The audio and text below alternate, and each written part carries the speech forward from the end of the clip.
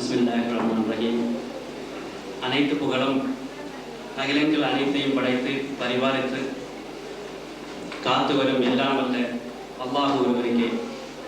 கண்ணியத்துக்குரிய எனது அருமை சகோதர சகோதரிகளே, பிள்ளைகளே, பேச்சாளர்களே, சிறப்புரையாற்றி இருக்கும் ஹாஜி ஃபக்ருதீன் கோயா தங்கள் அவர்களே, அனைவருக்கும் முதற்கால் என்னுடைய சலாத்தினை தெரிவித்துக் கொள்கிறேன். அஸ்ஸலாமு அலைக்கும். மேன்மையேறி இந்த சதஸில் நம்மூரார் அனைவரையும் ஒன்றாக பார்ப்பதற்கு ரொம்பவும் சந்தோஷமாக இருக்கிறது. எல்லோருக்கும் பெருநாள் வாழ்த்துக்களை என்னுடைய சார்பாகவும், பஹ்ரைன் பட்டணம் ஜமாத் சார்பாகவும், தேங்காய்பட்டினம் முஸ்லிம் ஜமாத் சார்பாகவும் தெரிவித்துக் கொள்கிறேன்.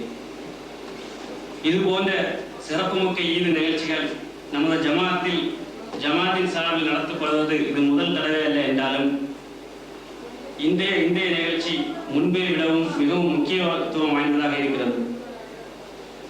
இந்த கூட்டத்தின் மிக முக்கிய அம்சங்களில் ஒன்று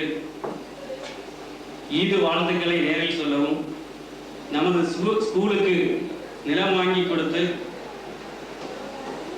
அரசிடம் ஒப்படைத்த அந்த மகிழ்ச்சியை கொண்டாடவும், குளத்துப்பள்ளி ஹவுஸ் கண்டுபிடிக்கப்பட்டதற்கான நற்செய்தியை உங்கள் காதுகளுக்கு எட்ட வைக்கவும், புதிய ஒரு நிர்வாக குழு தேர்ந்தெடுக்கவும் நாம் இங்கே கூடியிருக்கிறோம். நமது ஊரை அல்லாஹ் சுப்ஹானஹு வ தஆலா ரொம்பவும் ரஹ்மத் நிறைந்த ஊராக, எல்லா இயற்கை வளங்களும் பெற்று ஆறுகள், கடல், மலை, தென்னந்தோப்புகள், ஊரில் 4 திசைகளில் இருந்து எப்போதும் இனிமையான வாங்கலை கேட்கும் இடமாகவும், எல்லாவற்றிற்கும் மேலாக மிகுந்த அறிவு படைத்த ஆலயங்கள் நிறைந்த ஊராக, எல்லாவித சோதனைகளையும் தாங்கி எதிரிகளிலிருந்து வரும் தொல்லைகள், மிரட்டல்கள், பொய் கேசுகள் போன்றவற்றை நேரிட்டு தக்வா உள்ள மூமின்களாக, ஈமான் உள்ள மூமின்களாக நாம் அனைவரையும், தேங்காய்பட்டணத்தை சார்ந்த அனைவரையும் அல்லாஹ் ஆக்கி தந்துள்ளார். இவ்வளவு சிறப்பு வாய்ந்த ஊரில், அதுவும் முஸ்லீம் தாய் தந்தையருக்கு மகனாக அல்லது மகளாக பிறப்பித்த அந்த நாயகனுக்கே எல்லா புகழும்.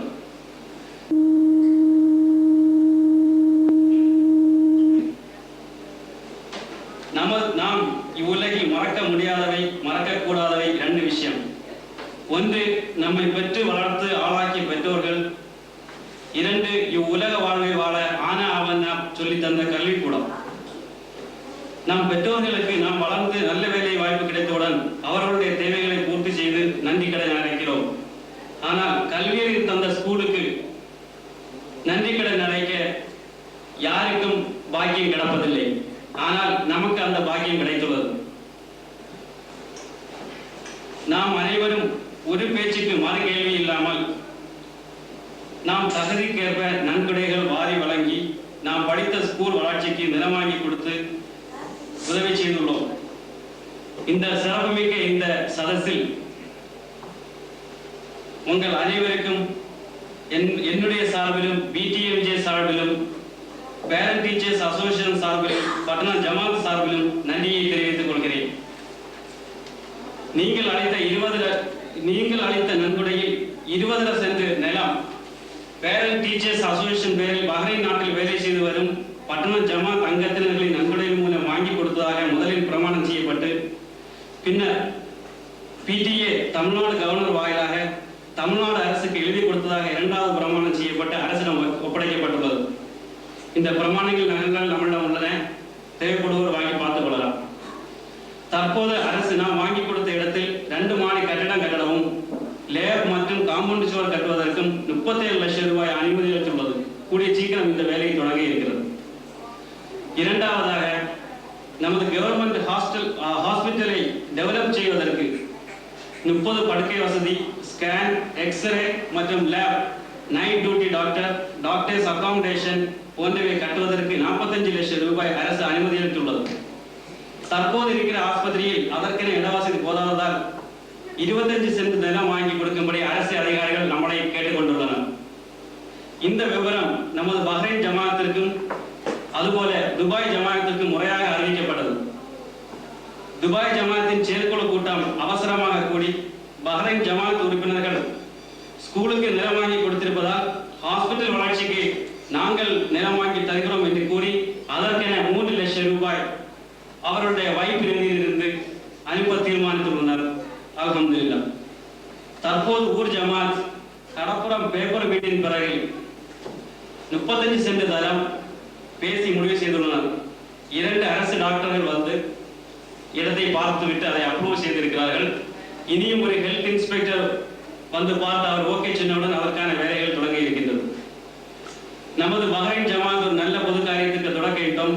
இப்போது அல்லாஹ்வின் கிருபையால் பல நல்ல அரிய அடிப்படை தேவையான திட்டங்களுக்கு அது ஸ்டெப்பிங் ஸ்டோனாக மாறியுள்ளது. தற்போது பட்டணம் பஸ் ஸ்டாண்டில் டெலிபோன் எக்ஸ்சேஞ்ச் வருகிறது. அதுவும் நமது பஹ்ரைன் முன்னாள் உறுப்பினர் அவர்களுடைய வீட்டில் கிரவுண்ட் ஃப்ளோரில் எக்யூப்மெண்ட் இன்ஸ்டலேஷன் முடிந்தவுடன் பட்டணம் எக்ஸ்சேஞ்ச் செயல்பட தொடங்கும் என்ற நற்செய்தியை உங்களுக்கு தெரிவித்துக் கொள்கிறேன். தவிரவும் நமது அடுத்த அத்தியாவசிய தேவையும் நம்முடைய அனைவரின் கனவு ப்ராஜெக்டுமான கல்யாண மண்டபம் பஸ் ஸ்டாண்ட் சிறிய பாலத்துக்கு அருகில் கட்டப்பட உள்ளது. அதுவும் நமது பஹ்ரைன் ஜமாத்தை சேர்ந்த உறுப்பினர் கட்ட இருக்கிறார் என்பதை தெரிவித்துக் கொள்கிறேன். அடுத்தபடியாக குளத்துப்பள்ளியில் ஹவுது கட்ட ஹாஜி பக்ருதீன் கோயா தங்கள் தனது சொந்த முயற்சியில் நன்கொடை திரட்டி 1.5 லட்சம் ரூபாய் செலவில் மாடர்ன் டைப் அபிலேஷன் டேங்க் கண்டுபிடிக்கப்பட்டது.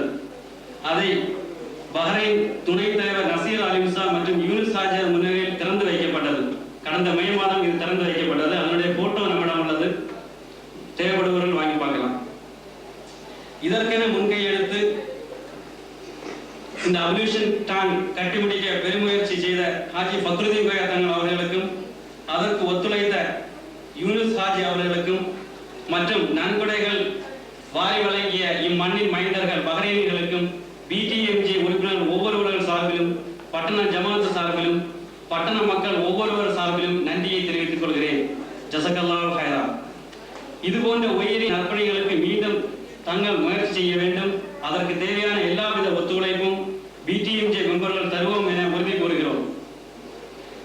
கடைசியாக கூட்ட முடிவில் நமது ஜமாத்தின் புதிய நிர்வாக குழு தேர்ந்தெடுக்க வேண்டும். நான் பஹ்ரைனில் இல்லாத போதும் என்னை தலைவராக தேர்ந்தெடுத்து என்னை நம்பி இந்த பெரிய ஜமாத்தின் பொறுப்புகளை ஒப்படைத்தவர்கள் அனைவருக்கும் என்னுடைய உள்ளம் கனிந்த நன்றியை தெரிவித்துக் கொள்கிறேன்.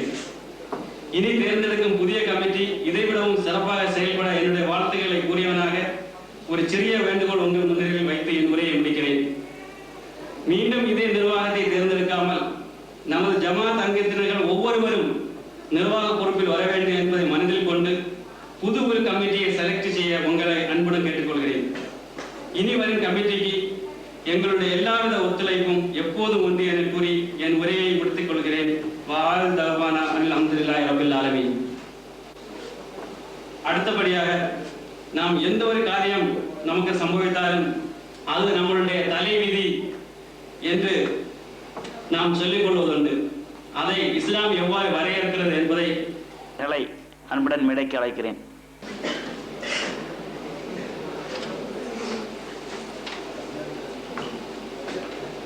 அஸ்ஸலாமு அலைக்கும் வரஹ்மத்துல்லாஹி வபரகாத்துஹு.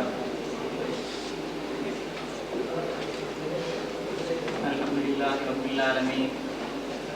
ஸலாத்து வஸ்ஸலாமு அலா சய்யிதினா முஹம்மதின் வ அலா ஆலிஹி வ ஸஹ்பிஹி வ ஸல்லம். ரதீது பில்லாஹி ரப்பன் வ பில் இஸ்லாமி தீனன் வ பி முஹம்மதின் ஸல்லல்லாஹு அலைஹி வஸல்லம் நபியன். அல்லாஹ்வின் நல்லடியார்களே,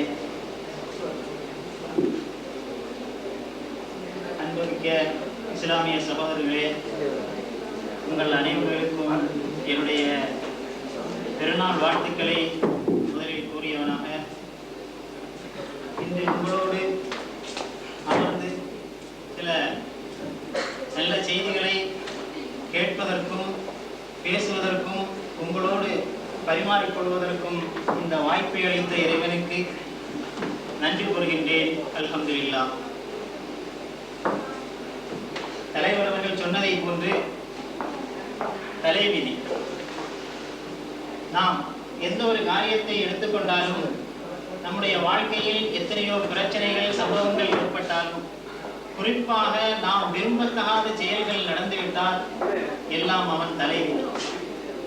என்று சொல்லி தலைவிதியின் பக்கம் பாரத்தை நாம் வைத்து விடுகிறோம். அந்த தலைவிதியை பற்றி இஸ்லாம் என்ன சொல்கிறது என்பதைத்தான் நாம் இன்று அறிய இருக்கின்றோம். தலைவர் அவர்கள் சொன்னார்கள், மிக குறுகிய நேரம் 10 நிமிடம் அல்லது 15 நிமிடங்கள் பேச வேண்டும் என்று. ஆனால் இதை பற்றி 10 நிமிடம் அல்ல 15 மணி நேரம் பேசினாலும் இந்த சப்ஜெக்ட் நீண்டு கொண்டே செல்லும். காரணம், அந்த அளவிற்கு இஸ்லாம் அதை பற்றி மிக விரிவாக எடுத்துச் சொல்கிறது. 10 நிமிடத்தில் அல்லது 15 நிமிடத்தில் அதை முடிக்க வேண்டும் என்று சொன்னால் அதுவும் என்னுடைய தலைவிதிதான். அல்லாஹ்வின் நல்லடியார்களே, சகோதரர் அவர்கள் ஆரம்பத்தில் எடுத்துச் சொன்னார்கள் மறுமையை பற்றி. மறுமையை பற்றி நாம் அனைவர்களும் நம்பி இருக்கின்றோம். இஸ்லாத்தை பற்றி நமக்கு தெரியும். இஸ்லாத்தினுடைய 5 கடமைகளை நாம் அறிந்திருக்கின்றோம். அதை போன்று ஈமான் என்று எடுத்துக்கொண்டால் ஈமானுக்கு 6 அடிப்படைகள் இருக்கின்றன. நாம் நம்முடைய அரபி மதரசாக்களிலே, மக்தபுகளிலே, ஊர்களிலே நாம் ஓதியிருப்போம் ஈமான் காரியங்கள் என்று மலையாள துணி கலந்து நாம் படித்திருப்போம் 6 என்று. அதுதான் அந்த 6 விஷயங்களை நாம் எடுத்துக்கொண்டால் முதலில் ஆமன்து பில்லாஹ், அல்லாஹ்வை கொண்டு ஈமான் கொள்வது. பெருமானார் ஸல்லல்லாஹு அலைஹி வஸல்லம் அவர்கள் அமர்ந்திருக்கிறார்கள். உமர் ரலியல்லாஹு தஆலா அன்ஹு அவர்களும் அந்த சபையில் அமர்ந்திருக்கிறார்கள். வெளியிலிருந்து ஒருவர் மனிதர் வருகிறார். வந்து பெருமானார் ஸல்லல்லாஹு அலைஹி வஸல்லம் அவரிடத்தில் கேட்கிறார்கள், யா ரசூலல்லாஹ், மல் ஈமான், ஈமான் என்றால் என்ன என்பதை எனக்கு விளக்கி சொல்லுங்கள் என்று கேட்கிறார்கள். ஸல்லல்லாஹு அலைஹி வஸல்லம் அவர்கள் சொன்னார்கள், ஆமன்து பில்லாஹ் என்று சொல்கின்ற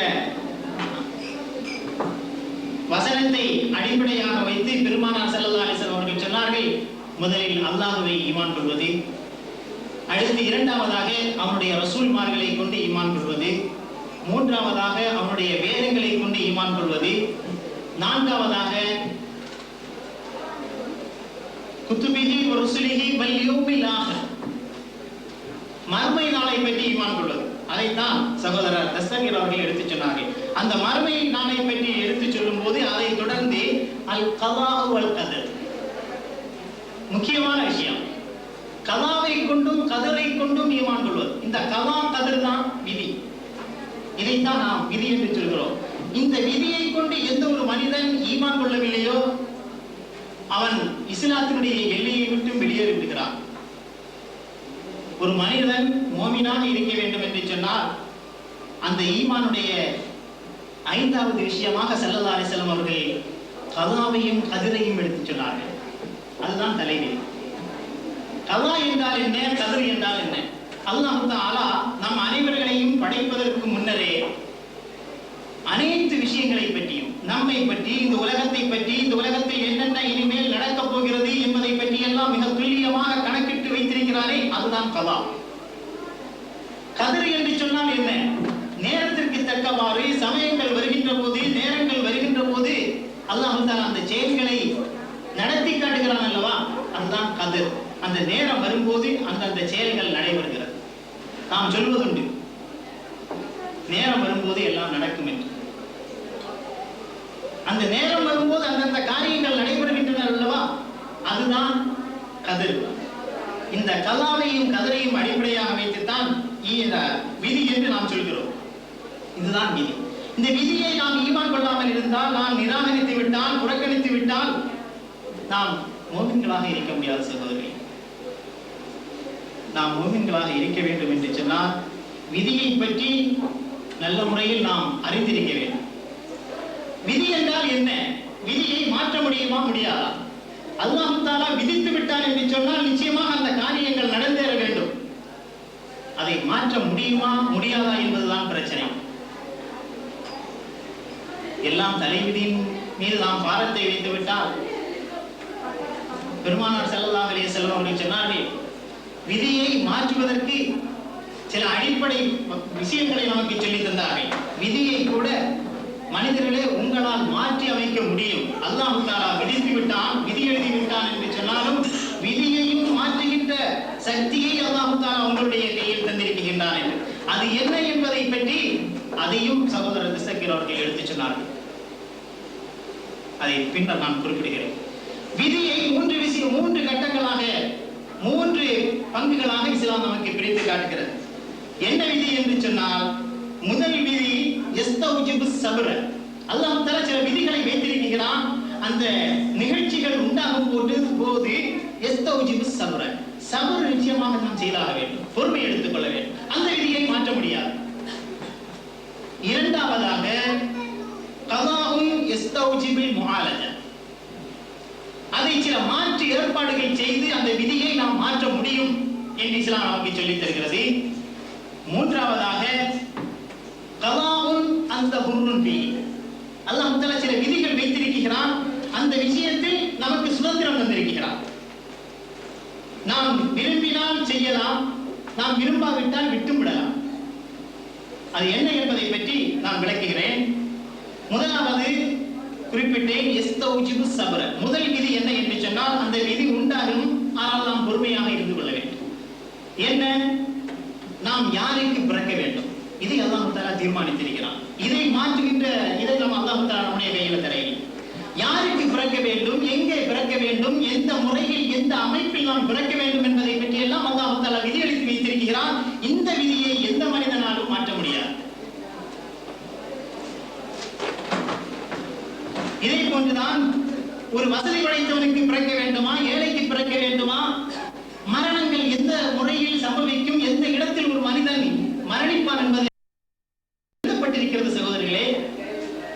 ஆனால் அந்த விதியை எந்த மனிதனும் நான் இந்த இடத்துல தான் மரணிப்பேன், நான் இந்த இடத்தில் தான் எல்லா விஷயங்களையும் செய்வேன் என்று சொல்லி நாம் எதையுமே ஒரு முடிவெடுத்துக் கொள்ள முடியாது.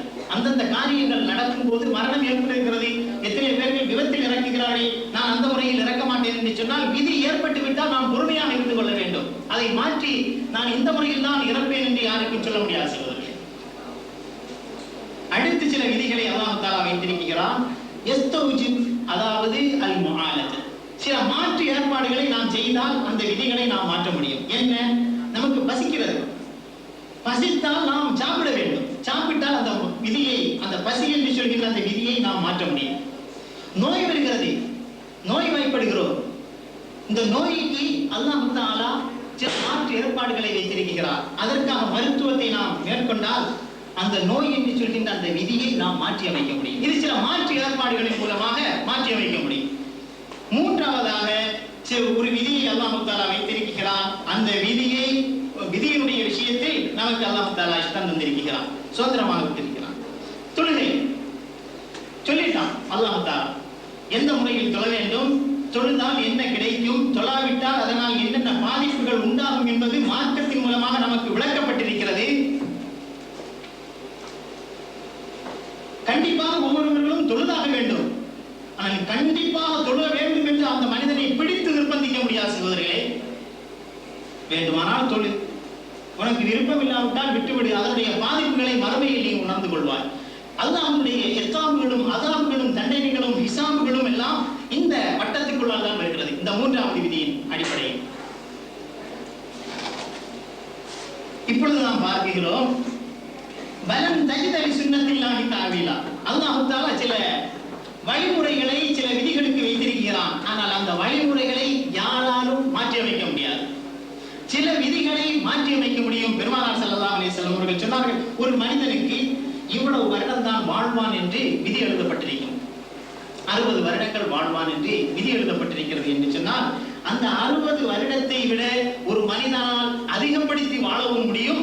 அந்த 60 வருடத்தை விட குறைந்த காலத்தில் 40 வருடத்திலேயே ஒரு மனிதன் மரணிப்பதற்குரிய விஷயத்தையும் அல்லாஹ் தஆலா ஒரு மனிதனுடைய கையிலே கொடுத்திருக்கிறான். அது எந்த அடிப்படையில் என்று பார்க்கும்போது, பெருமானார் ஸல்லல்லாஹு அலைஹி வஸல்லம் அவர்கள் சொன்னார்கள், அல்லாஹ் தஆலாவுடைய விதிகள் பாருங்க, நல்ல முறையிலேயும் எழுதி வைப்பான், ஷர்ரான விதிகளும் இருக்கும். ஷர் என்று சொன்னால் தெரியும் நமக்கு, மிக மோசமான, அல்லாஹ் தஆலா நமக்கு சிலர்களுக்கு பலாய்கள் முசீபத்துகள் அல்லாஹ் தஆலா சிலருடைய வாழ்க்கையிலே ஏற்படுத்துகிறான். இந்த விதியை மாற்ற முடியும். எப்படி மாற்ற முடியும் என்று சொன்னால் துஆவின் மூலமாக மாற்ற முடியும். ஸல்லல்லாஹு அலைஹி வஸல்லம் அவர்கள் சொன்னார்கள், அல்லாஹ்வுடைய விதியை மாற்றுகின்ற மிகப்பெரிய வல்லமை சக்தியை அல்லாஹ் தஆலா உங்களுடைய கையில் தந்திருக்கிறான். அத்துஆ, நீங்கள் துஆ செய்யுங்கள், உங்களுடைய விதிகள் மாற்றி அமைக்கப்படும், மாற்றி எழுதப்படும். ஸல்லல்லாஹு அலைஹி வஸல்லம் அவர்கள் அதிகம் இந்த துஆவை செய்வார்களாம். வகினா வஸ்ரிஃபு அன்னா ஷர்ர மா கலை, இறைவா எங்களை நீ பாதுகாத்துக் கொள். எங்களுடைய விஷயத்தில் எந்த தீய முடிவுகளை நீ ஏற்படுத்தி இருக்கிறாயோ, கதாவாக விதியாக நிறைவேற்றிருக்கிறாயோ, அந்த விதியை விட்டும், அந்த தீய விதியை விட்டும் எங்களை நீ பாதுகாத்துக் கொள்வாயா. அப்ப அந்த தீய முடிவை அல்லாஹ் தஆலா விதித்திருக்கிறான். விதித்த விதியை மாற்றி அமைக்கும்படி பெருமானார் ஸல்லல்லாஹு அலைஹி வஸல்லம் அவர்கள் அல்லாஹ்விடத்தில் கேட்கிறார்கள் என்றால் துஆவின் மூலமாக விதிகளை மாற்ற முடியும் என்று ஸல்லல்லாஹு அலைஹி வஸல்லம் அவர்கள் சொல்லித் தருகிறார்கள். அடுத்து பாருங்கள், மன் இன்னொரு ஹதீஸ் முஸ்லிமிலே வருகிறது, மன் அஹப்ப அன் யமுத்த அல்லாஹு ஃபீ உம்ரிஹி, ஒரு மனிதன் நாம் அதிகமான வருடங்கள் வாழ வேண்டும் என்று அவன் விரும்புகிறான் என்று சொன்னால் ஃபீ உம்ரிஹி வ அஜலிஹி, அவனுடைய வாழ்க்கையிலே அவனுக்கு கொடுக்கப்பட்டிருக்கின்ற தவணை காலத்தை விட அதிகமாக வாழ வேண்டும் என்று விரும்புகிறான் என்று சொன்னார். இரண்டாவதாக வயம்சுத் லஹு ஃபீ ரிஸ்கிஹி வயம்சுத் லஹு ஃபீ ரிஸ்கிஹி, அவனுடைய ரிஸ்கில் அவனுக்கு அல்லாஹ் தஆலா அதிகம் பரக்கத்து செய்ய வேண்டும் என்று ஒரு மனிதன் விரும்புகிறான் என்று சொன்னால் ஃபல் யத்தகில்லாஹ, அவனுடைய சொந்த பந்தங்களை, அவனுடைய குடும்பத்தார்களை, அவனுடைய தாய் தந்தையர்களுடைய குடும்பத்தார்களை அவன் சேர்ந்து வாழ்ந்து கொள்ளட்டும் என்று ஸல்லல்லாஹு அலைஹி வஸல்லம் சொன்னார். இந்த ஹதீஸ்ல பெருமானார் ஸல்லல்லாஹு அலைஹி வஸல்லம் அவர்கள் துஆவை சொல்லவில்லை, மாறாக நம்முடைய நல்ல அமல்களை எடுத்து சொன்னார்கள். என்ன அமல்? முதலில் அல்லாஹ்வை பயந்து கொள்வது. இரண்டாவதாக உங்களுடைய சொந்தங்களை நீங்கள் சேர்ந்து வாழுங்கள். சொந்தங்களை உங்களை துண்டித்து வாழ்ந்தாலும் நீங்கள் அவர்களோடு சேர்ந்து வாழுங்கள். நான் என்னுடைய சொந்தக்காரர்களோடு சேர்ந்து தான் இணக்கமாகத்தான் வாழ்கிறேன் என்று ஒரு மனிதன் சொன்னால் நம்ப முடியாது சகோதரர்களே. ஒரு மனிதன் எப்பொழுதுதான் அவனுடைய குடும்பத்தார்களோடு இணங்கி இணக்கமாக வாழ்கிறான் என்று பார்த்தால் அவனுக்கும் அவனுடைய குடும்பத்துக்கும் மத்தியிலே, சொந்தக்காரர்களுக்கு மத்தியிலே பிரச்சனைகள் உண்டாக வேண்டும், பிரிவுகள் உண்டாக வேண்டும். குடும்பத்தார்கள் இவனை விட்டும் நீங்கி செல்ல வேண்டும். நீங்கி செல்லும் போது இவன் ஒட்டி செல்ல வேண்டும். இவ்வாறு ஒட்டி சென்றால்தான் அவனை குடும்பத்தாரோடு சொந்தத்தோடு அவன் பந்தத்தோடு ஒட்டி வாழ்கிறான் என்று இவனை சொல்ல முடியும். ஒரு மனிதனை நம்மள எத்தனையோ பேர்கள் இருக்கிறோம், இவன் திருடனே இல்லை என்று ஒரு மனிதனை நாம் சொன்னால் இவன் திருடக்கூடியவன் அல்ல, இவன் திருடனே இல்லை என்று நாம் எவ்வாறு சொல்ல முடியும்? அவனுக்கு திருடுவதற்குண்டான சந்தர்ப்பங்கள் கொடுக்கப்பட வேண்டும். அவனுக்கு திருடுவதற்குண்டான சந்தர்ப்பங்கள் கிடைத்து அவன் திருடாமல் இருந்தால் அவன் திருடன் இல்லை என்று சொல்லலாம். அவனுக்கு திருடுவதற்குரிய வாய்ப்பே கிடைக்காமல் அவனை எவ்வாறு திருடன் இல்லை என்று சொல்ல முடியும்? அதே போன்றுதான் அவனுடைய குடும்பத்தை அவன் வெட்டி அவனுடைய குடும்பத்தார்கள் அவனை துண்டித்து வாழ்கின்ற போது இவன் இணக்கமாக செல்ல வேண்டும். சகோதரர்களே, அவ்வாறு சென்றால் தான் ஸல்லல்லாஹு அலைஹி வஸல்லம் சொன்னார்கள், அவனுடைய வாழ்நாள் மாற்றி அமைக்கப்படுகிறது, அதிகமாக்கி எழுதப்படுகிறது, அவனுடைய ரிஸ்கை அதிகமாக்கி கொடுக்கப்படுகிறது, வியாபாரத்தில் பரக்கத்து செய்யப்படுகிறது. இந்த இரண்டு காரியத்தை நாம் செய்தால், குடும்பத்தார்களை நாம் துண்டித்து வாழ்ந்தால் என்ன உண்டாகும்? நம்முடைய வாழ்நாள் குறைகிறது. இந்த ஹதீஸை நாம நேரடியாக திருப்பி பார்ப்போம். குடும்பத்தார்களை நாம் பகைத்து வாழ்கின்ற போது, எந்த விஷயத்திற்கும் சொந்த தாயாரோடு, சொந்த சகோதரனோடு, சொந்த உறவுக்காரர்களோடு நாம் பகைப்புகளை ஏற்படுத்திக் கொண்டு பிரிந்து வாழ்கின்ற போது நமக்கு கொடுக்கப்பட்ட வாழ்நாட்கள் சகோதரர்களை குறைந்து விடுகிறது என்பது முஸ்லிம்களுடைய ஹதீஸ். நம்முடைய வாழ்நாள் குறைந்து விடுகிறது. இரண்டாவதாக நம்முடைய வியாபாரங்களில் பரக்கத்து இல்லாமல் சென்று விடுகிறது சகோதரர். நாம் எண்ணிக்கொள்கிறோம் வியாபாரத்தில் பரக்கத்து இல்லை. காரணம் என்ன? நம்முடைய கையில் தான் இருக்கிறது சகோதரர்களே. நாம் எந்த பாவமும் செய்யவில்லை. நமக்கு தெரிந்த முறையில் நாம் எந்த பாவமும் செய்யவில்லை. நாம் பாவமாக எதை எண்ணிக்கொள்கிறோம் என்று சொன்னால், மது அருந்துவது, விபச்சாரம் செய்வது, இந்த காரியங்களை செய்வதை நாம் பாவம் என்று எண்ணிக்கொள்கிறோம். ஆனால் இந்த மாதிரியான செயல்கள் எல்லாம் நாம் பாவம் என்று எண்ணி விடுவதில்லை. அல்லாஹ் தஆலா சொல்கிறான், இது பாவமான செயல். அதனால் தான் உன்னுடைய ரிஸ்கில் பரக்கத்து இல்லாமல் செல்கிறது, உன்னுடைய வியாபாரத்தில் பரக்கத்து இல்லாமல் ஆக்கி விடுகிறேன், உன்னுடைய வாழ்நாளையும் குறைத்து விடுகிறேன். எவ்வளவு மிகப்பெரிய ஹதீஸ் பாருங்க.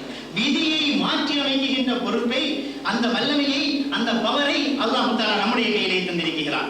இன்னொரு ஹதீஸ் புகாரியிலே வருகிறது, சிலத்துர் ரஹமி வ ஹுஸ்னுல் குல்கி. இது மிகப்பெரிய அமல்கள் ஒன்றும் அல்ல பாருங்க. நாம செய்யக்கூடிய சிறிய விஷயம். சொந்தங்களை சேர்ந்து வாழ்வது வஹுஸ்னுல் குல்கி, நல்ல மனதோடு மக்களோடு பழகுவது. நல்ல மனதோடு, மனதில் கசடுகள் வைக்காமல் மக்களோடு நல்ல முறையில் பழகுவது இருக்கிறது பாருங்க. யுஅம்மரானி தியார யஸீதானி மினல் உமர், உன்னுடைய வாழ்க்கையை அது உனக்கு அதிகப்படுத்தி தரும். வாழ்க்கைகளை நாம் பாருங்க, கொடுக்கப்பட்ட வாழ்க்கைகளை நாம் நம்முடைய செயல்களின் மூலமாக குறைத்துக் கொண்டு வருகிறோம். நம்முடைய செயல்களின் மூலமாக நாம் அதிகப்படுத்திக் கொண்டே செல்கிறோம்.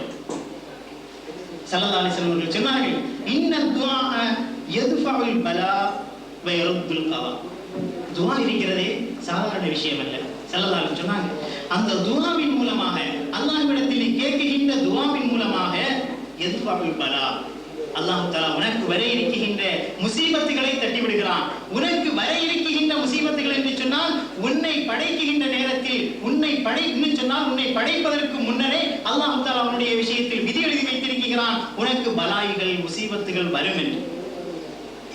வரும் என்று எழுதிய அல்லாஹ்வே, நீ துஆ செய்தால் உன்னுடைய பலாய்கள் நீக்கிவிடப்படும், தட்டிவிடப்படும், நீ பாதுகாக்கப்படுவாய் என்று அல்லாஹ் தஆலா எழுதுகிறான். அந்த மாதிரியான கட்டத்தில் நாம் துஆ செய்தால் பலாய்களில் இருந்து, முசீபத்துகளில் இருந்து நாம் விடுதலையாக முடியும் சகோதரர்களே. அந்த ஹதீஸுடைய இன்னொரு பகுதியில் தான் ஸல்லல்லாஹு அலைஹி சொன்னாங்க, வயருத்துல் கலா, அல்லாஹ் தஆலா விதித்திருக்கின்ற விதியையே மாற்றி அமைக்கின்ற பவர் துஆவுக்கு இருக்கிறது என்று ஸல்லல்லாஹு அலைஹி சொன்னாங்க.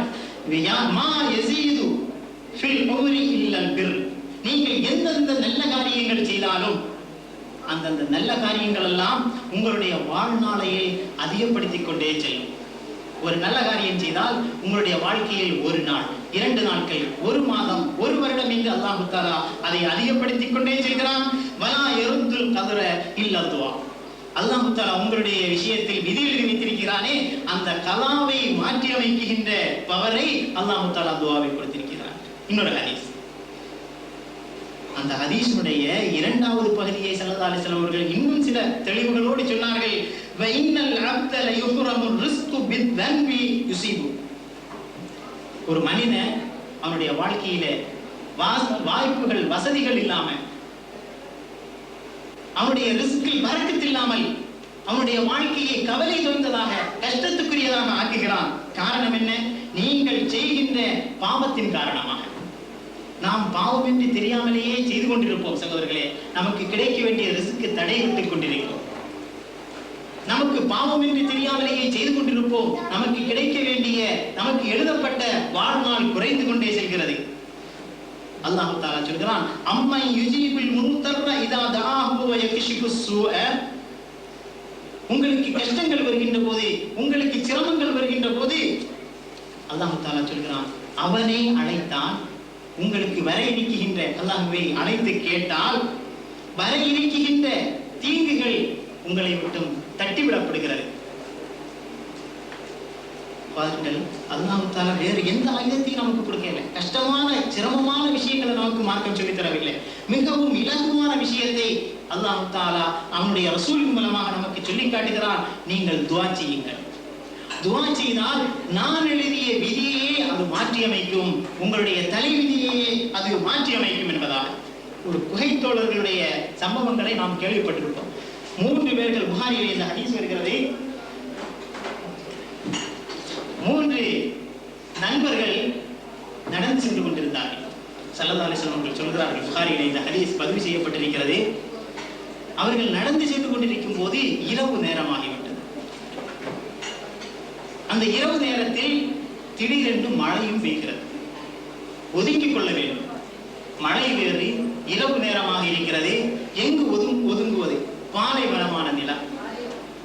ஒதுங்குவதற்கு எந்த விதமான கட்டடங்களோ வீடுகளோ இல்லாத பூமி. பார்க்கிறார்கள், பக்கத்தில் ஒரு குகை இருக்கிறது. அந்த குகைக்கு உள்ளால் சென்று 3 பேர்களும் பதுங்கிக் கொள்கிறார்கள், தங்கிக் கொள்கிறார்கள்.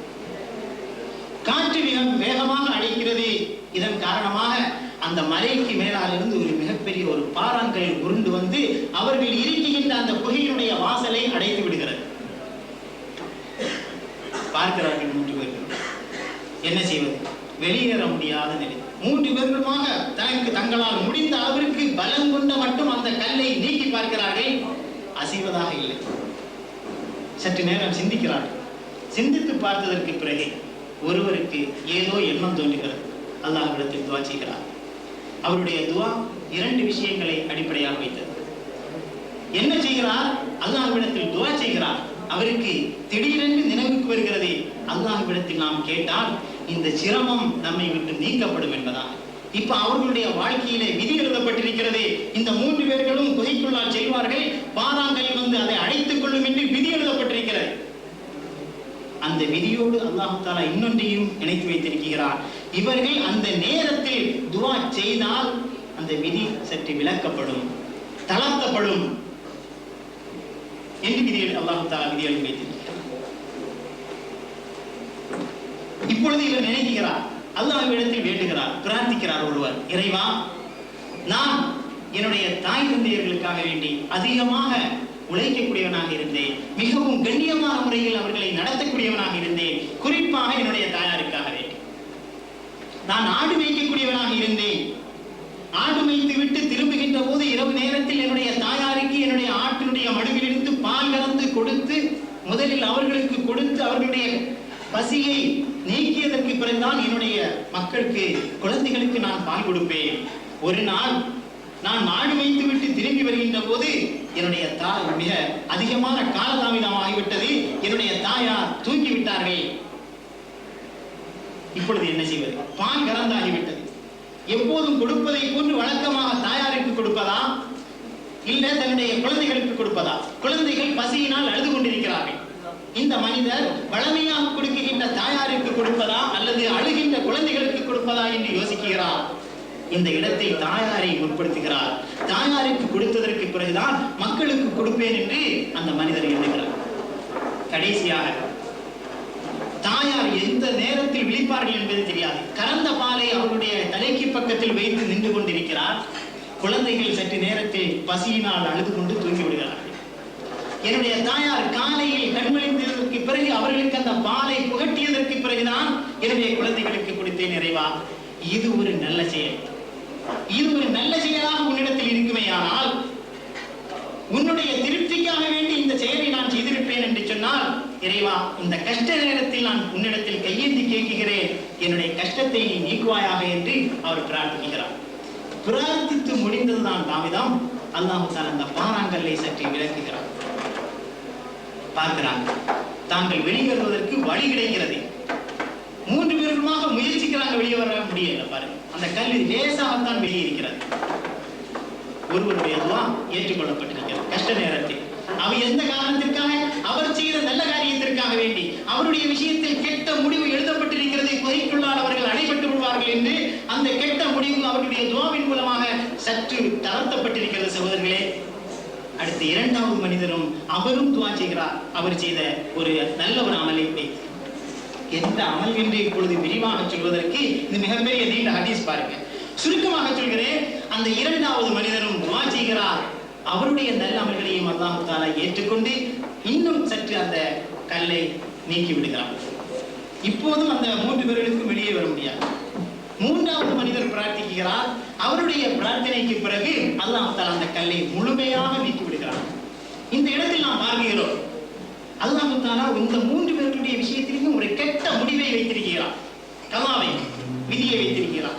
இந்த விதியை துஆவின் மூலமாக மாற்றப்படும், நீக்கப்படும் என்றும் அல்லாஹ் தஆலா விதி வைத்திருக்கிறார். இவர்கள் துஆ செய்தால்தான் மாற்றப்படும். 3 பேர்களும் சில நேரங்கள், அந்த சில மணி நேரங்கள் அதற்குள்ளால் இருந்தார்கள், துஆ செய்யாமல் இருந்தார்கள். அந்த கல் நீங்கவே இல்லை, அசையவே இல்லை. இவருடைய துஆவுக்கு பிறகுதான், இந்த முன்முயற்சிக்கு பிறகுதான் அந்த கல் விலக்கப்பட்டிருக்கிறது என்று சொன்னால், நமக்கு ஏற்படுகின்ற வாழ்க்கையில் ஏற்படுகின்ற சிரமங்கள், கஷ்டங்கள், தீங்குகளை எல்லாம் நாம் நம்முடைய துஆவின் மூலமாக மாற்ற முடியும் என்பதை ஸல்லல்லாஹு அலைஹி வஸல்லம் அவர்கள் நமக்கு உணர்த்தி காட்டுகிறார். இதற்கு மிக பெரிய செலவுகள் ஒன்றும் செய்ய வேண்டிய தேவையில்லை, மிகப்பெரிய நேர ஒதுக்கீடுகளும் செய்ய தேவையில்லை. சகோதரர்களே, மிக குறுகிய நேரத்திலேயே அல்லாஹ்விடத்தில் நாம் நமக்கு தேவையான விஷயங்களை கேட்டு பெற முடியும், நமக்கு பாதுகாப்புகளை நாம் பெற்றுக்கொள்ள முடியும்.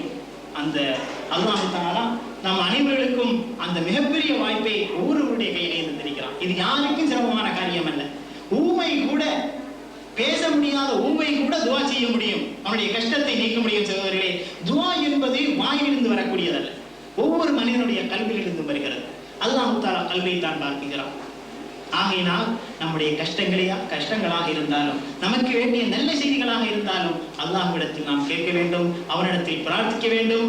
நாம் அந்த கஷ்டங்களில் இருந்து விடுதலை ஆவதற்கு அல்லாஹ் தஆலா இதை நமக்கு மிகப்பெரிய ஒரு வாய்ப்பாக ஆக்கி தந்திருக்கிறார். இதற்கு மேலும் விதியை பற்றி சொல்வது என்று சொன்னால் நேரமில்லை சகோதரர்களே. ஆகையினால் இந்த நேரத்தில் எனக்கு இந்த வாய்ப்பை அளித்த இந்த தேங்காய்பட்டணம் பஹ்ரைன் தேங்காய்பட்டணம் ஜமாஅத்துக்கு நாம் நன்றி தெரிவித்துக் கொண்டு விடைபெறுகிறேன். வாஹிரு தஅவானா அல்ஹம்துலில்லாஹி ரப்பில் ஆலமீன். அஸ்ஸலாமு அலைக்கும் வரஹ்மத்துல்லாஹ். விதியை பற்றி ரத்தின சுருக்கமாக அழகாக கல்வியின் முக்கியத்துவம் என்ற தலைப்பில் ப்ரொஃபசர் முகமது நூகுவை பேச அழைக்கிறேன்.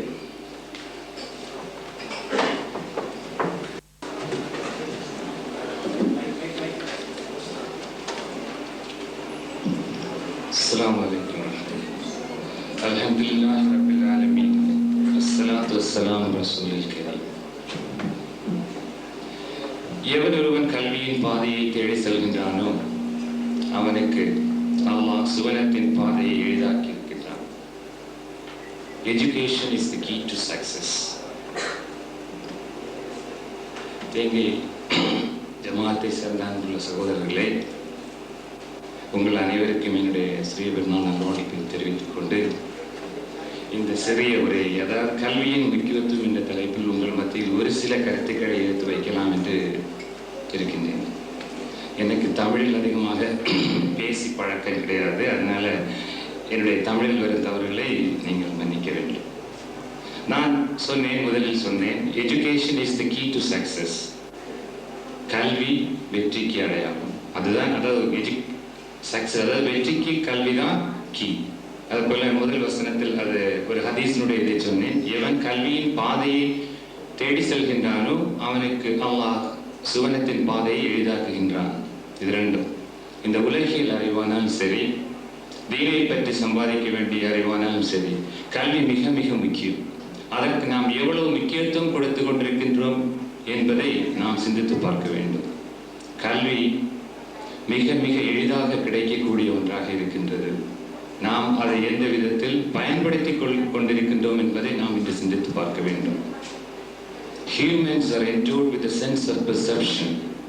அதாவது மனிதனுக்கு மட்டும் உள்ள ஒரே ஒரு வித்தியாசமான இதுதான் சென்ஸ் ஆஃப் பெர்செப்ஷன் சொல்லுவாங்க. சென்ஸ் ஆஃப் பெர்செப்ஷன் சொன்னா பகுத்தறிவு, சிந்தித்து சுதந்திரமாக செயல்படக்கூடிய தன்மை. அதை மனிதனுக்கு மட்டும்தான் அல்லாஹ் சுப்ஹானஹு வ தஆலா கொடுத்திருக்கின்றான்.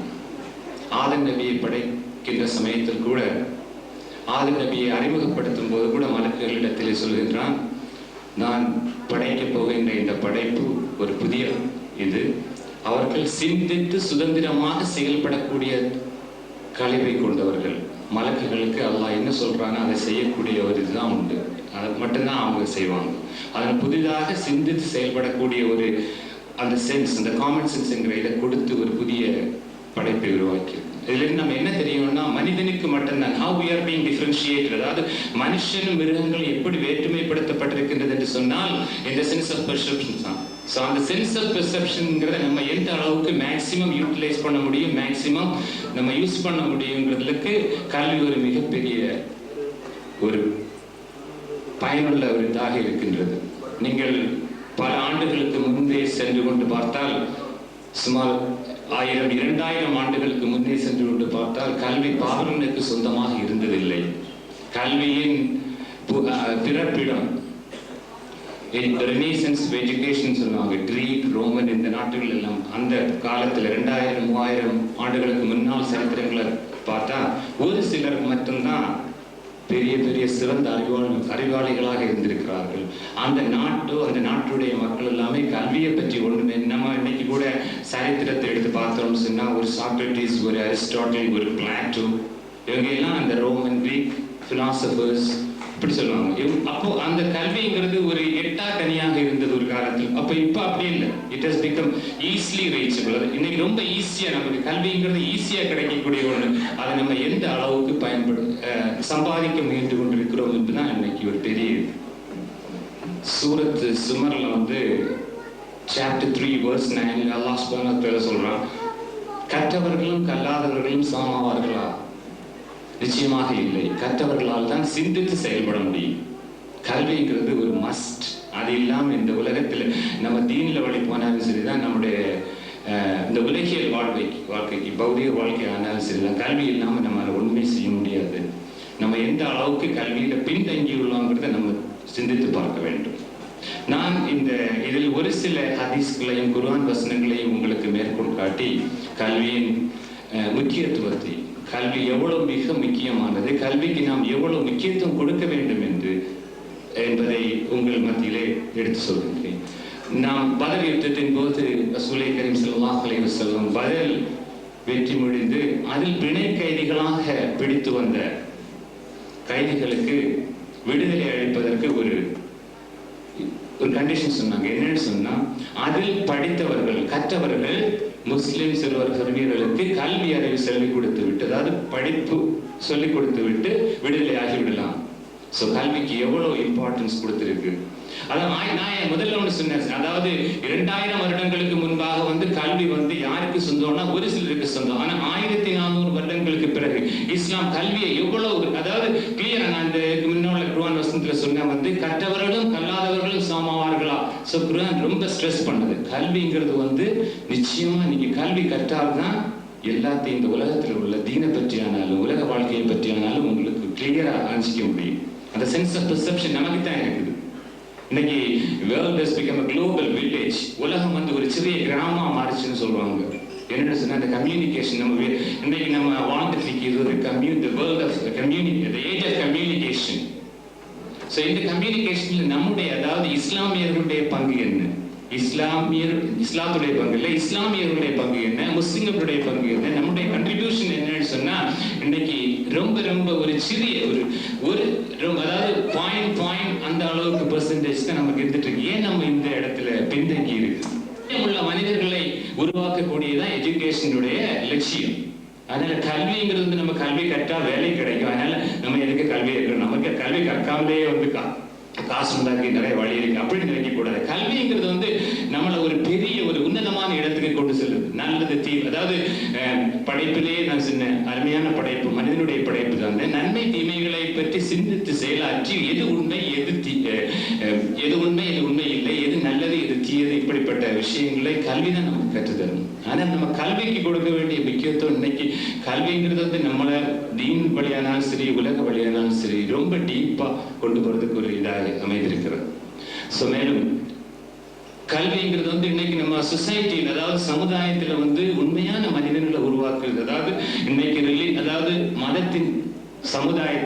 மதத்துல ஒரு ரெஸ்பான்சிபிள் சிட்டிசனா வரணும்னு சொன்னா அது கல்வியினாலதான் அதை கொண்டு வர முடியும். ரீஃபைன்ட் மேன் அப்படின்னு சொல்லுவாங்க. அதாவது உண்மையாக எல்லா விஷயங்களையும் தெரிந்து எப்படி நம்மளால ஆக்ட் பண்ண முடியுமோ அந்தபடி ஒரு மனிதனை கொண்டு வரணும்னு சொன்னா கல்விக்கு தான் முடியும். அதனால கல்வி, cultivation of a man who simply has to devote himself towards society and religion, only education can do it.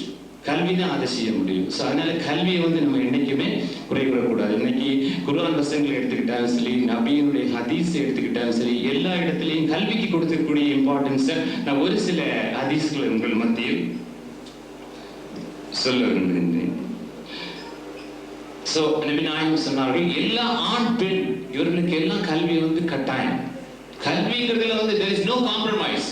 கல்வியில எந்த விதமான காம்ப்ரமைஸும் இல்லை. எல்லாருக்கும், ஆணுக்கும் பெண்ணுக்கும் கல்வி கட்டாயம். சொல்லுவாங்க சைனா, அதாவது எவ்வளவு தூரமானாலும் சரி, உலகத்தின் எந்த மூலையில் இருந்தாலும் சரி, நீங்கள் கல்வியை கற்றுக்கொண்டு வாருங்கள். கல்வியினாலதான் ஒரு மனுஷனுக்கு உண்மையான அறிவு ஞானம் கிடைக்கும். அவன் அப்பந்தான் எது உண்மை எது உண்மை இல்லைங்கிறத புரிஞ்சிக்க முடியும். கல்வி அறிவை நோக்கி ஒருவன் பயணிக்கும் போது அல்லாஹ் அவனுக்கு சொர்க்கத்துக்கான வழியை எளிதாக்கி கொடுக்கின்றான். ஒருவன் கல்வியை தேடி புறப்பட்டான் என்றால் அவன் திரும்பி வரும் வரை அல்லாஹுவின் பாதையில் இருக்கின்றான். இதெல்லாம் நபி வசனங்கள். ஸோ கல்விக்கு நம்ம எவ்வளவு இம்பார்ட்டன்ஸ் கொடுத்திருக்கு நம்ம இஸ்லாம் என்கிறத நீங்க இந்த இடத்துல சிந்தித்து பார்க்கணும். சூரத்துல் முஜாதில்ல வெர்ஸ் நம்பர் 2ல சொல்றான், உங்களில் விசுவாசம் கொண்டவர்களுக்கும் கல்வி ஞானம் உள்ளவர்களுக்கும் அல்லாஹ் பதவிகளை உயர்த்துகின்றான். உங்களில் விசுவாசம் கொண்டவர்களுக்கும் கல்வி ஞானம் உள்ளவர்களுக்கும் அல்லாஹ் சூரத்தில் அல்லாஹ் பதவிகளை உயர்த்துகின்றான். ஸோ இங்கேயும் வந்து கல்விக்கு இம்பார்ட்டன்ஸ் தான். அப்புறம் சூரத்துல் பக்ரா வேர்ஸ் 164 இதில் வந்து நான் ஒரு வேர்ஸ் உங்களுக்கு இது பண்ணி காமிக்கிறேன். ஒரு பெரிய வேர்ஸ். அதில் வந்து நிச்சயமாக வானங்களையும் பூமியையும் படைத்திருப்பதிலும் இரவும் பகலும் மாறி மாறிக்கொண்டிருப்பதிலும் கடலில் செல்லும் கப்பல்களிலும் வானத்திலிருந்து அல்லாஹ் தண்ணீரை இறக்கி வைத்து அதன் மூலம் பூமியை அது வறண்டு இறந்தபின் உயிராக்கி வைப்பதிலும் அதில் ஒவ்வொரு விதமான பிராணியை பரவ விட்டிருப்பதிலும் காற்றினை திருப்பி விட்டுக் கொண்டிருப்பதிலும் வானத்திற்கும் பூமிக்கும் இடையில் கட்டுப்படுத்தப்பட்டிருக்கும் மேகத்திலும் சிந்திக்கும் சமூகத்திற்கு சான்று இருக்கின்றது. சிந்திக்கும் சமூகத்திற்கு ஜஸ்ட் நம்ம ஹோலி குரான்ல போய் எடுத்துட்டு ஒரு மேல் நோட்டமா பார்த்துட்டு போறதில்லை. இது அல்லாஹ்வுடைய கிரியேஷன்ஸ், அவருடைய படைப்புகள். இதையெல்லாம் பற்றி சிந்தித்து பார்க்கின்ற சமுதாயத்துக்கு தான் அங்க சிந்தித்தும் சமூகத்திற்கு அதுல சான்று இருக்கு. நம்ம டீப்பா போகணும். நம்மால இதை படிக்கணும்னு சொன்னா நமக்கு கல்வி அறிவு வேணும். நம்ம அதை நிச்சயமா அந்த கல்வி அறிவு இன்னைக்கு பார்த்தீங்கன்னா மருத்துவம் ஆனாலும் சரி, அறிவியல் ஆனாலும் சரி, எந்த ஃபீல்ட் ஆனாலும் சரி, இந்த ஃபீல்ட்ல வந்து இஸ்லாத்தினுடைய கான்ட்ரிபியூஷன் நிறைய இருக்குது. பழைய காலத்தில் வந்து மருத்துவர்கள், அரசியல், விஞ்ஞானம், மருத்துவம் எல்லாத்துலேயும் இஸ்லாத்தினுடைய கான்ட்ரிபியூஷன் நிறைய இருக்குது. அந்த பிரபஞ்சத்தை பற்றியும், இந்த பிரபஞ்சத்தினுடைய சக்திகளை பற்றியும், இந்த பிரபஞ்சத்தினுடைய எல்லா இதை பற்றியும், இந்த பிரபஞ்சத்தின் நாயகனுடைய அஸ்தித்துவத்தை பற்றியும் தெரிந்து கொள்ள வேண்டும் என்று சொன்னால் நமக்கு கல்வி அறிவு முக்கியம். அப்போதுதான் நம் இந்த அதான் நான் சொல்ல வரேன், உலகத்தை மட்டும் இல்லை, நம்முடைய தீனை பற்றியும், நம்முடைய அல்லாஹ்வை பற்றியும், குர்ஆனை பற்றியும், நபியினுடைய வாழ்க்கை சரித்திரத்தை பற்றி, இவைகளை எல்லாம் பற்றி நம்ம தெரிஞ்சுக்கணும்னு சொன்னால் கண்டிப்பாக எஜுகேஷன் வேணும். நம்ம எஜுகேஷனுக்கு என்னன்னா, நம்ம ஊர், நான் ஜஸ்ட் ஒரு எக்ஸாம்பிள் நம்ம ஊர் எடுத்துக்கிட்டா, இன்னைக்கு நம்ம ஊர்ல வந்து எத்தனை பேர் படித்தவர்கள் இருக்கிறார்கள் என்று எண்ணி பார்க்க வேண்டும். உங்களுக்கே தெரியும் எத்தனை பேர். ஸோ நம்முடைய வருங்கால சமுதாயம் வந்து நிச்சயமா ஒரு கல்வி அறிவில் மிக சிறந்த சமுதாயமாக இருக்க வேண்டும். கல்வி அறிவுங்கிறது வந்து அதை வச்சு கல்வி அறிவு இருந்தால் நமக்கு வேலை கிடைச்சிடும். வியாபாரம் செய்ய வேண்டும் என்றாலும் கல்வி அறிவு வேண்டும். எந்த துறைக்கு சென்றாலும் உங்களிடம் கல்வி அறிவு இருந்தால் அந்த துறையில் நீங்கள் மிக சிறந்தவர்களாக விளங்க முடியும். கல்வி அறிவுங்கிறது இட்ஸ் a பேசிக். இன்னைக்கு வந்து கம்ப்யூட்டர்ல வந்து இன்னைக்கு இதுவரையிலும் யார் இல்லிட்ரேட் சொல்லிட்டு இருந்தாங்கன்னு சொன்னா கல்வி அறிவு இல்லாதவங்களே இல்லிட்ரேட். இன்னைக்கு அப்படி இல்லை. கம்ப்யூட்டர் தெரியாதவன் இல்லிட்ரேட் ஆகிட்டான். கம்ப்யூட்டர் இல்லையா அவன் ஒரு இல்லிட்ரேட், படிப்பறிவு இல்லாதவர். அந்த அளவுக்கு நம்ம வந்து கல்வியிலையும் விஞ்ஞானத்திலே எல்லாத்திலையும் முன்னேறி கொண்டிருக்கிறோம். பட் அதை பற்றி நாம் சிந்திக்க தவறிவிட்டோம்.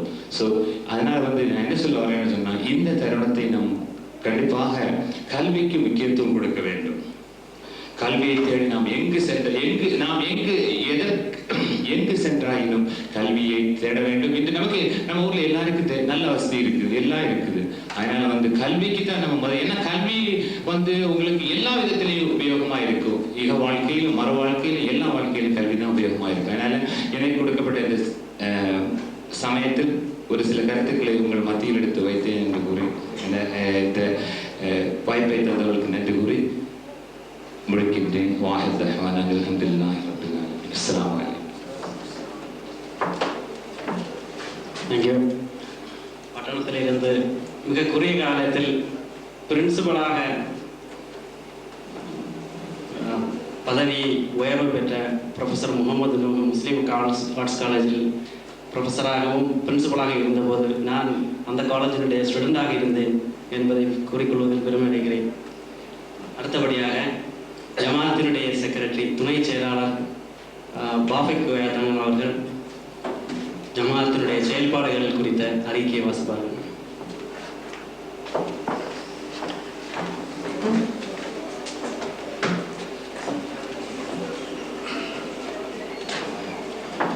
அஸ்ஸலாமு அலைக்கும்.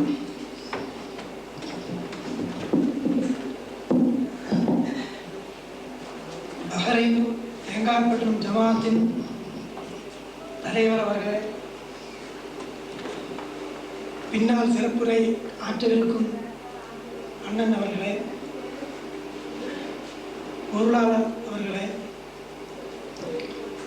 இந்த ஜமாத்து கூட்டத்திற்கு வந்திருக்கும் சகோதர சகோதரிகளே, குழந்தைகளே, உங்கள் எல்லோருக்கும் எனது சலவாத்தினை கூறி இந்த ஈது பித்ர் பெருநாளுடைய வாழ்த்துக்களையும் கூறுவதோடு நமது தேங்காய்பட்டினம் பஹ்ரைன் தேங்காய்பட்டினம் ஜமாத் 2 வருடமாக ஒரு சில நல்ல விஷயங்களை செய்து கொண்டிருக்கிறது. தற்போது செயலாளர் ஹலீலுர் ரஹ்மான் விடுமுறையில் சென்றிருப்பதால் நமது ஜமாத் 2 வருட காலமாக செய்த இந்த காரியங்களை நான் உங்களிடத்தில் வாசிக்க விரும்புகிறேன். பஹ்ரைன் தேங்காய்பட்டினம் முஸ்லிம் ஜமாத் தலைவர் ஜனாப் முஜீபுர் ரஹ்மான் தலைமையில் பொறுப்பேற்றுக் கொண்ட இந்த ஜமாத் கழிந்த 2 வருடங்களாக பல நல்ல பெரிய திட்டங்களை செயல்படுத்தி நல்ல காரியங்களை செய்துள்ளது என்பதை மிகவும் மகிழ்ச்சியுடன் தெரிவித்துக் கொள்கிறேன். ஒன்று, முதல் வருடம் செய்த செயல் திட்டங்களை கழிந்த 12/12/2001 சவுத் பார்க் ரெஸ்டாரண்டில் வைத்து நடந்த பொதுக்குழுவில் விவரமாக எடுத்துரைத்தோம். இந்த வருடம் 10 தடவை செயற்குழு மற்றும் நிர்வாக குழு கூட்டங்கள் கூடி ஊர் ஜமாத்திலிருந்து வந்த தபால்களை படித்து மற்றும் வளர்ச்சி பணிகள் குறித்து பரிசீலித்து அதற்குரிய நடவடிக்கையும் மேற்கொள்ளப்பட்டது. 2, ஹையர் செகண்டரிக்கு நிலம் வாங்க வேண்டி ரூபாய் 1,60,000க்கான இம்ப்ரூவ்மெண்ட் கமிட்டிக்கு அனுப்பி வைக்கப்பட்டது. அதைத் தொடர்ந்து ஊரில் இருந்து முழு கணக்கு விவரங்கள், வரவு செலவுகள், பிரமாண செலவு போன்றவை பெறப்பட்டது. அதனை வாசிக்கிறேன். 3, ஏழை குமர் நிதி உதவி கேட்டு பல விண்ணப்பங்கள் வந்தன. அதற்கென தனியாக பைசா பிரித்து ரொம்பவும் அர்ஹதை உள்ள 2 யத்தீம் குமருக்கு தலா ரூபாய் 10,000 வீதம் அனுப்பி கொடுக்கப்பட்டது.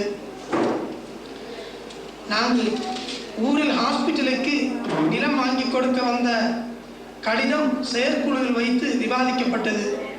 மேற்படி நிலம் துபை பட்டண ஜமாத் உறுப்பினர்கள் வாங்கி கொடுப்பதாக தகவல் கிடைத்ததால் அதை உறுதி செய்ய துபை ஜமாத்திடமும் பட்டணம் ஜமாத்திடமும் டெலிபோனில் தொடர்பு கொண்டு அந்த தகவல் உண்மைதான் என கன்ஃபார்ம் செய்யப்பட்டது. மேற்படி ஹாஸ்பிட்டலுக்கு நமது பஹ்ரைன் ஜமாத் தற்போது எதுவும் செய்ய வேண்டியதில்லை என்று தீர்மானிக்கப்பட்டது. 5, பஹ்ரைன் தேங்காய்பட்டினம் முஸ்லிம் ஜமாத்தின் ஃபைலாவின் விதிகளை எல்லாம் செயற்குழு கூட்டத்திலும் முழுமையாக பின்பற்றப்பட்டது. மேலும் பைலா காப்பி வேண்டுவோர் 500 ஃபில்ஸ் கொடுத்து அதன் நகலை பெற்றுக்கொள்ளலாம். 6, குளத்துப்பள்ளி ஹவுது கட்டுமான பணிகள் முடிந்து அதற்கான திறப்பு விழா நமது ஜமாத் உறுப்பினர் ஹாஜி யூனுஸ் அவர்கள் கலந்து நசீர் ஆலிம் முன்னிலையில் நடைபெற்றது. ஹவுதின் போட்டோ வந்துள்ளது, எல்லோரும் வாங்கி பார்க்கலாம். குளத்துப்பள்ளி ஹவுது கட்டுவதற்கு முழு முயற்சி எடுத்து சுய முயற்சியில் பைசா பிரித்து ஹவுது கட்டி முடித்த ஹாஜி அண்ணன் ஃபக்ருதீன் குயாத்தங்கள் அவர்களுக்கும் நிதி உதவி அளித்து உதவிய பஹ்ரைனி மக்களுக்கும் நமது ஜமாத்துடைய நன்றியை தெரிவித்துக் கொள்கிறேன். எங்களது எல்லா செயற்குழுவிலும் அனைத்து உறுப்பினர்களும் தவறாமல் கலந்து கொண்டு எங்களுக்கு முழு அதிகாரமும் தந்து உற்சாகப்படுத்தி செயல்பட வைத்த அனைத்து செயற்குழு உறுப்பினர்களுக்கும் நன்றியை தெரிவித்துக் கொள்கிறேன். அதோடு எங்களுக்கு எல்லாவித ஒத்துழைப்பையும் இன்முகத்துடன் தந்த உங்கள் அனைவருக்கும் மற்றும் பட்டணம் ஜமாத் தலைவர் துபை கமிட்டி உறுப்பினர் MAS காதர், செயலாளர் அஸ்ரப் அலிக்கும் மற்றும் அனைவருக்கும் மீண்டும் இந்த ஜமாத்தின் சார்பில் நன்றியை தெரிவித்துக் கொள்கிறேன். 7, வித்ர் ஜக்காத்துக்கு ரூபாய் 10,401 பிரிக்கப்பட்டது, ஊருக்கு அனுப்பி வைக்கப்பட்டது. இதற்கு வேண்டி முழு முயற்சி செய்த ப்ரொஃபசர் அண்ணன் ஜனாப் நூ அவர்களுக்கும் ஜனாப் தாசீம் அவர்களுக்கும் மற்றும் கொடுத்து உதவிய அனைவருக்கும் ஜமாத் சார்பில் நன்றியை தெரிவித்துக் கொள்கிறேன். அஸ்ஸலாமு அலைக்கும் வரஹ்மத்துல்லாஹி. ஜமாத்து பற்றிய செயல் அறிக்கையை செயலாளர் வாசித்து காண்பித்தார்கள். என்னுடைய பேச்சிலிருந்தும் செயலாளர்கள் பேச்சிலிருந்தும் உங்களுக்கு ஏதாவது சந்தேகம் இருந்தால் போது கேட்டு தெரிந்து கொள்ளலாம். இது நாம் நடத்தக்கூடியது பொதுக்குழு கம் கெட் டுகெதர். ஆனால் அதில் அறிக்கையை சமர்ப்பிப்பதில் ஏதாவது உங்களுக்கு சந்தேகம், பைசா அனுப்பியதில் ஏதாவது சந்தேகம் ஏதாவது இருந்தால் உங்களுக்கு கேட்டு தெரிந்து கொள்ளலாம்.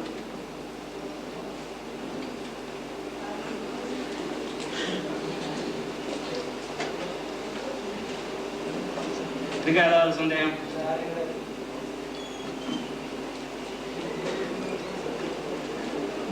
இல்லையா? ஓகே. அடுத்தபடியாக இஸ்லாமிய வாழ்வு என்ற தலைப்பில் ஜனாப் முகமது தாசிம் அவர்களை பேச அழைக்கிறேன்.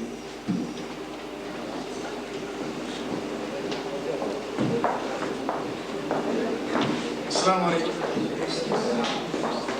إن الحمد لله نحمده ونستعينه ونتوكل عليه نعوذ بالله من شرور أنفسنا ومن سيئات أعمالنا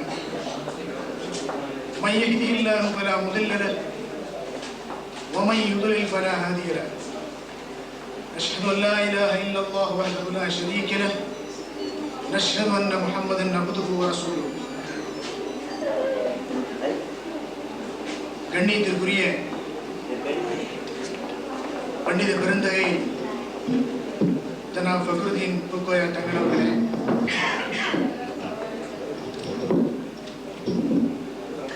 ஜனாப் ஹசன் ஆலிம் சாஹ் அவர்களே மற்றும் தேங்கி பஹ்ரைன் ஜமாத்துடைய நிர்வாகிகளே, எனதருமை இஸ்லாமிய குடும்பத்தின் யான் பிறந்த மண்ணிற்கு சொந்தக்காரர்களே, உங்கள் அனைவருக்கும் ஈகை திருநாளுடைய வாழ்த்துக்களை முதலில் தெரிவித்தவனாக குல் ஆம் வ அன்தும் பிகைர். அன்பிற்குரிய நல்லடியார்களே, நாம் மொழிந்திருக்கக்கூடிய ஷஹாதத்து கலிமா அஷ்ஹது அன் லா இலாஹ இல்லல்லாஹு வஹ்தஹு லா ஷரீக லஹ் வ அஷ்ஹது அன்ன முஹம்மதன் அப்துஹு வ ரசூலுஹு என்பது. இந்த ஷஹாதத்து கலிமாவை நாம் நாவினால் மொழிந்திருக்கலாம் அல்லது உளப்பூர்வமாக அதை நம் மனதில் இருத்தி இருக்கலாம். நாம் சிந்தித்து பார்ப்போமானால் அந்த ஷஹாதத்து கலிமாவுடைய இருக்கக்கூடிய அந்த தாற்பயத்தை நாம் வாழ்க்கையில் பகர்த்துகின்றோமா என்பதை சிந்திக்க கடமைப்பட்டுள்ளோம். அஷ்ஹது, நான் சாட்சி பகர்கின்றேன், அல்லா இலாஹ இல்லல்லாஹ், இலாஹு ஆராதனைக்கு, வணக்கத்திற்கு, வழிபாட்டிற்கு, பூஜைக்கு, புனஸ்காரத்திற்கு, இவைகளுக்கு உரிய அந்த இலாஹு அல்லாஹ்வை தவிர வேறு யாரும் இல்லை என்று நான் சாட்சி பகர்க்கின்றேன். மேலும் அஷ்ஹது, நான் சாட்சி பகர்க்கின்றேன், அன்ன முஹம்மதன் அப்துஹு வ ரசூலுஹு, முஹம்மது அல்லாஹ்வுடைய அடியார் தூதர் என்று நான் சாட்சி பகர்க்கின்றேன். இந்த சாட்சி பகர்க்கின்றேன் என்று இறைவன் முன்னால் சொன்னதன்படி நம்முடைய வாழ்வை அமைத்துக் கொண்டிருக்கின்றோமா என்பதை நாம் ஆராய கடமைப்பட்டுள்ளோம். சகோதரர் ஹசன் ஆலிம் சாஹ் விதியை பற்றி கூறினார்கள். அல்லாஹ் நிர்ணயித்த விதியை மாற்றுவதற்கு ஒரு அடியானுடைய துஆவால் முடியும், வாஸ்தவம்தான். ஆனால் ஒரு கண்டிஷன், அந்த விதியை மாற்ற வேண்டுமானால் அவன் தன்னுடைய வாழ்வை இஸ்லாமிய வாழ்வின் அடிப்படையில், அல்லாஹ் வகுத்தளித்திருக்கக்கூடிய வாழ்வின் அடிப்படையில் நாயகம் ஸல்லல்லாஹு அலைஹி வஸல்லம் எவ்வாறு காட்டி தந்தார்களோ அதன் அடிப்படையில் உள்ள வாழ்வை அவன் அமைத்துக் கொண்டால் நிச்சயமாக அவனுடைய துஆவின் மூலமாக அல்லாஹ் தஆலா அவனுடைய விதியை மாற்றுவான். நம்முடைய 2 விஷயங்கள் இருப்பதாக நாயகம் ஸல்லல்லாஹு அலைஹி வஸல்லம் சொன்னார்கள். கிதாபுல்லாஹ் வ சுன்னத்தி, என்னுடைய சுன்னத்தும் அல்லாஹ்வுடைய இந்த வேதம். அன்றைய சஹாபாக்கள் ஒவ்வொரு ஆயத்துகள் இறங்கும் போதும் அந்த ஆயத்துடைய முறைக்கேற்ப தங்களுடைய வாழ்வு, சீரழிந்த வாழ்வு சரியாக இருக்கின்றதா என்பதாக இந்த குர்ஆனோடும் நபி சரிதையோடும் நபி வாழ்வோடும் அந்த உரைக்கல்லோடு உரசி பார்த்து தங்களுடைய வாழ்வை சீர்படுத்திக் கொண்டார்கள். அந்த வாழ்வு எப்படிப்பட்டதாக இருக்க வேண்டும்? நாம் முதலில் சான்று பகர்ந்தோமே, அந்த சாட்சிக்கு அந்த அஷ்ஹதுக்கு உரித்தாதாக இருக்க வேண்டும். அதுதான் நான் அஷ்ஹது அல்லா இலாஹ இல்லல்லாஹ் வஹ்தஹு லா ஷரீக லஹ், அவனுக்கு இணை இல்லை, துணை இல்லை, இன்னவர் அடியான்களுடைய சப்போர்ட் இல்லை என்பதாக தன்னுடைய வாழ்க்கையில் பகர்த்த வேண்டும். அது எவ்வளவு பெரிய மகானாக இருந்தாலும் சரி, அல்லது எவ்வளவு மகத்துவம் வாய்ந்த ரசூல்மார்களாக இருந்தாலும் சரி, அவர்களை கொண்டு இறைவனோடு இணை வைக்காமல், நான் அல்லாஹ்வே சொல்கின்றான் குர்ஆனிலே, எனது அடியார்கள் எல்லாம் உங்களை போன்ற படைப்பினங்களே, இந்த படைப்பினங்கள் எல்லாம் அவர்கள் என்னை நெருங்குவதற்கான வழியை அவர்கள் செய்து கொண்டிருக்கின்றார்கள். எனவே நீங்களும் என்னை நெருங்குவதற்கான வழியை மேற்கொள்ள வேண்டும். அதை அடுத்து எப்பேற்பட்ட இறைவனுக்கு நெருக்கமான அடியானாக இருந்தாலும் சரி, அவர்களை தொடர்பாக கொண்டு இறைவனுக்கு இணை வைக்கக் கூடாது என்பதாக நாம் முதலிலே சாட்சி பகர்கின்றோம். இரண்டாவதாக நாயகம் ஸல்லல்லாஹு அலைஹி வஸல்லம் அவர்கள் காட்டி தந்த வழிமுறை. அல்லாஹ் குர்ஆனிலே சொல்கின்றார், வமா ஆதாகுமுர் ரசூலு ஃபஹுதூஹு, வமா ஆதாகுமுர் ரசூலு, அல்லாஹ் எதை உங்களுக்கு கொடுத்தாரோ அதை நீங்கள் பற்றி பிடித்துக் கொள்ளுங்கள். வமா நஹாக்கும் அன்ஹு, எதை உங்களுக்கு அவரை தடுத்தாரோ ஃபந்தஹு, அதை விட்டும் நீங்கள் தடுத்துக் கொள்ளுங்கள். வத்தகுல்லாஹ், இறைவனை பயந்து கொள்ளுங்கள். இன்னல்லாஹ ஷதீதுல் இகாப், நிச்சயமாக இறைவன் தண்டிப்பதில் மிக கடுமையானவர். எனவே நாம் இங்கே சிந்திக்க கடமைப்பட்டுள்ளோம் சகோதரர்களே. முதலில் இறைவனுக்கு இடைதுணை இல்லை என்று சான்று பகர்ந்த பிறகு யாருடைய வழியை நாம் மேற்கோளாக கொள்ள வேண்டும், எவருடைய வாழ்வை நாம் நம்முடைய வாழ்வில் பகர்த்த வேண்டும் என்பதை அல்லாஹ்வே சொல்லி காட்டுகின்றார். அது யாருடைய வழியாக இருக்க வேண்டும்? நாயகம் ஸல்லல்லாஹு அலைஹி வஸல்லம் அவர்கள் எவ்வாறு வாழ்ந்து காட்டினார்களோ, அவர்களுடைய தொழுகை எவ்வாறு இருந்தது, அவர்களுடைய இன்னவர வணக்கங்கள் எவ்வாறு இருந்தது, அவருடைய இன்னவர இபாதத்துக்கள் எவ்வாறு இருந்தது, அதிலிருந்தும் ஒரு சிறிது அளவேனும் அப்பழுக்கற்ற முறையிலேயே தன்னுடைய வாழ்வை மாற்றிக்கொண்டால் தான் நாளை மறுமையிலே வெற்றி அடைய முடியும், இழிவுக்கு ஆளாக முடியாது என்பதை கூறிக்கொள்ள ஆசைப்படுகின்றவர்களே. வேதம் மறுகையில் நபி போதம், ஒரு கையில் இறை வேதம், மறுகையில் நபி போதம், இருக்கையில் நமக்கென்ன தயக்கம், கண்களில் ஏன் இந்த கலக்கம். நாகூர் அலிமாவுடைய அந்த பாடல்களில் கூட நாம் எடுத்துக்கொண்டோமையானால் அங்கேயும் அவர் சொல்வது இறை மறையும் திருமறையும். அதே நாகூர் அலிமா வேற ஒரு பாட்டு பாடி இருக்கிறார், தயவு செய்து அதை எடுத்து விடாதீர்கள். நமனை பெருட்ட மருந்தொன்று விற்கிது நாகூர் தருகாவிலே, சில நாணயங்கள் சில்லற நாணயங்கள் கொண்டு சென்றால் பெறலாம், தாயத்து மந்திரங்கள் பெறலாம் என்பதாக.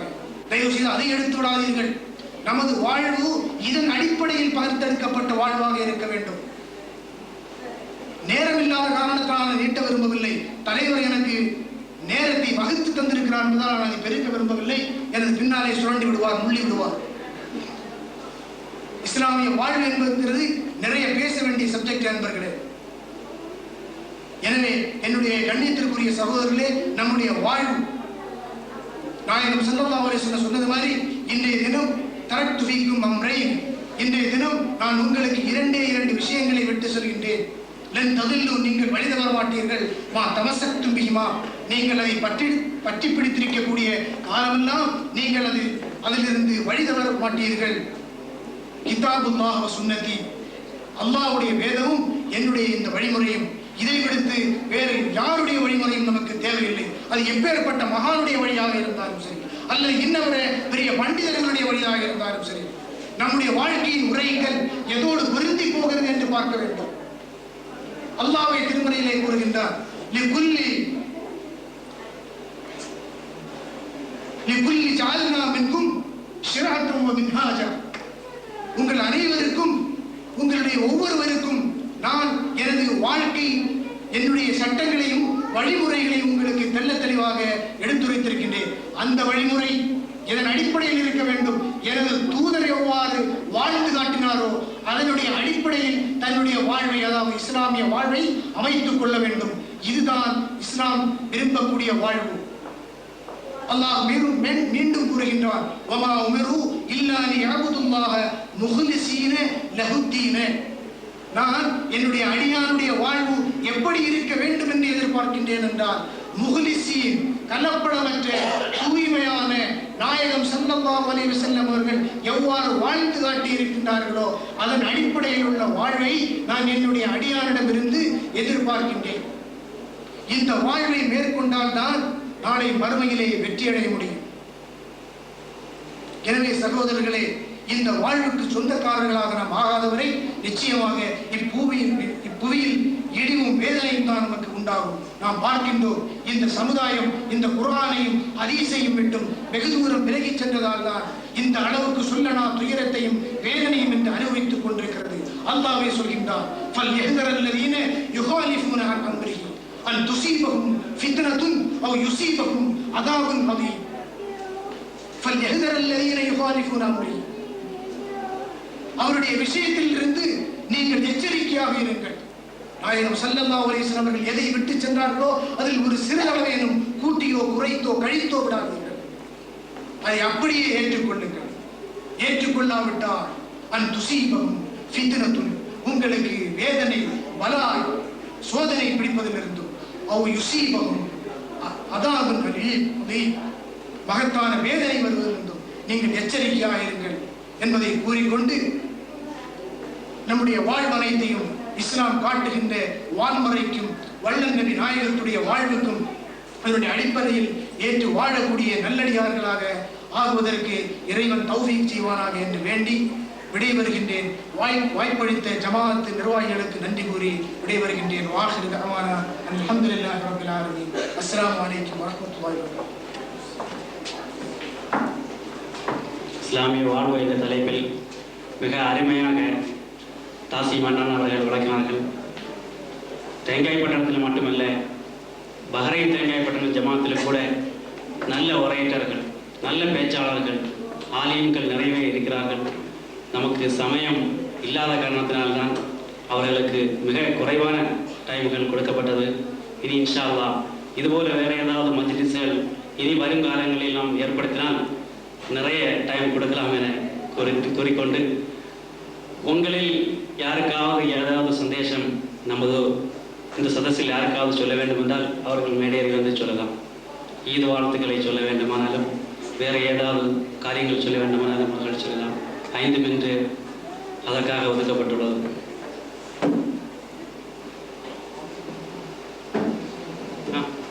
பாரியா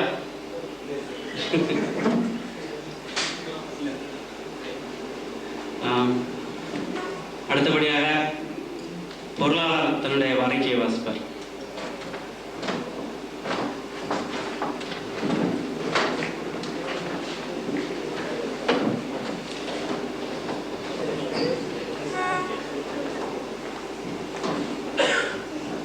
அஸ்ஸலாமு அலைக்கும்.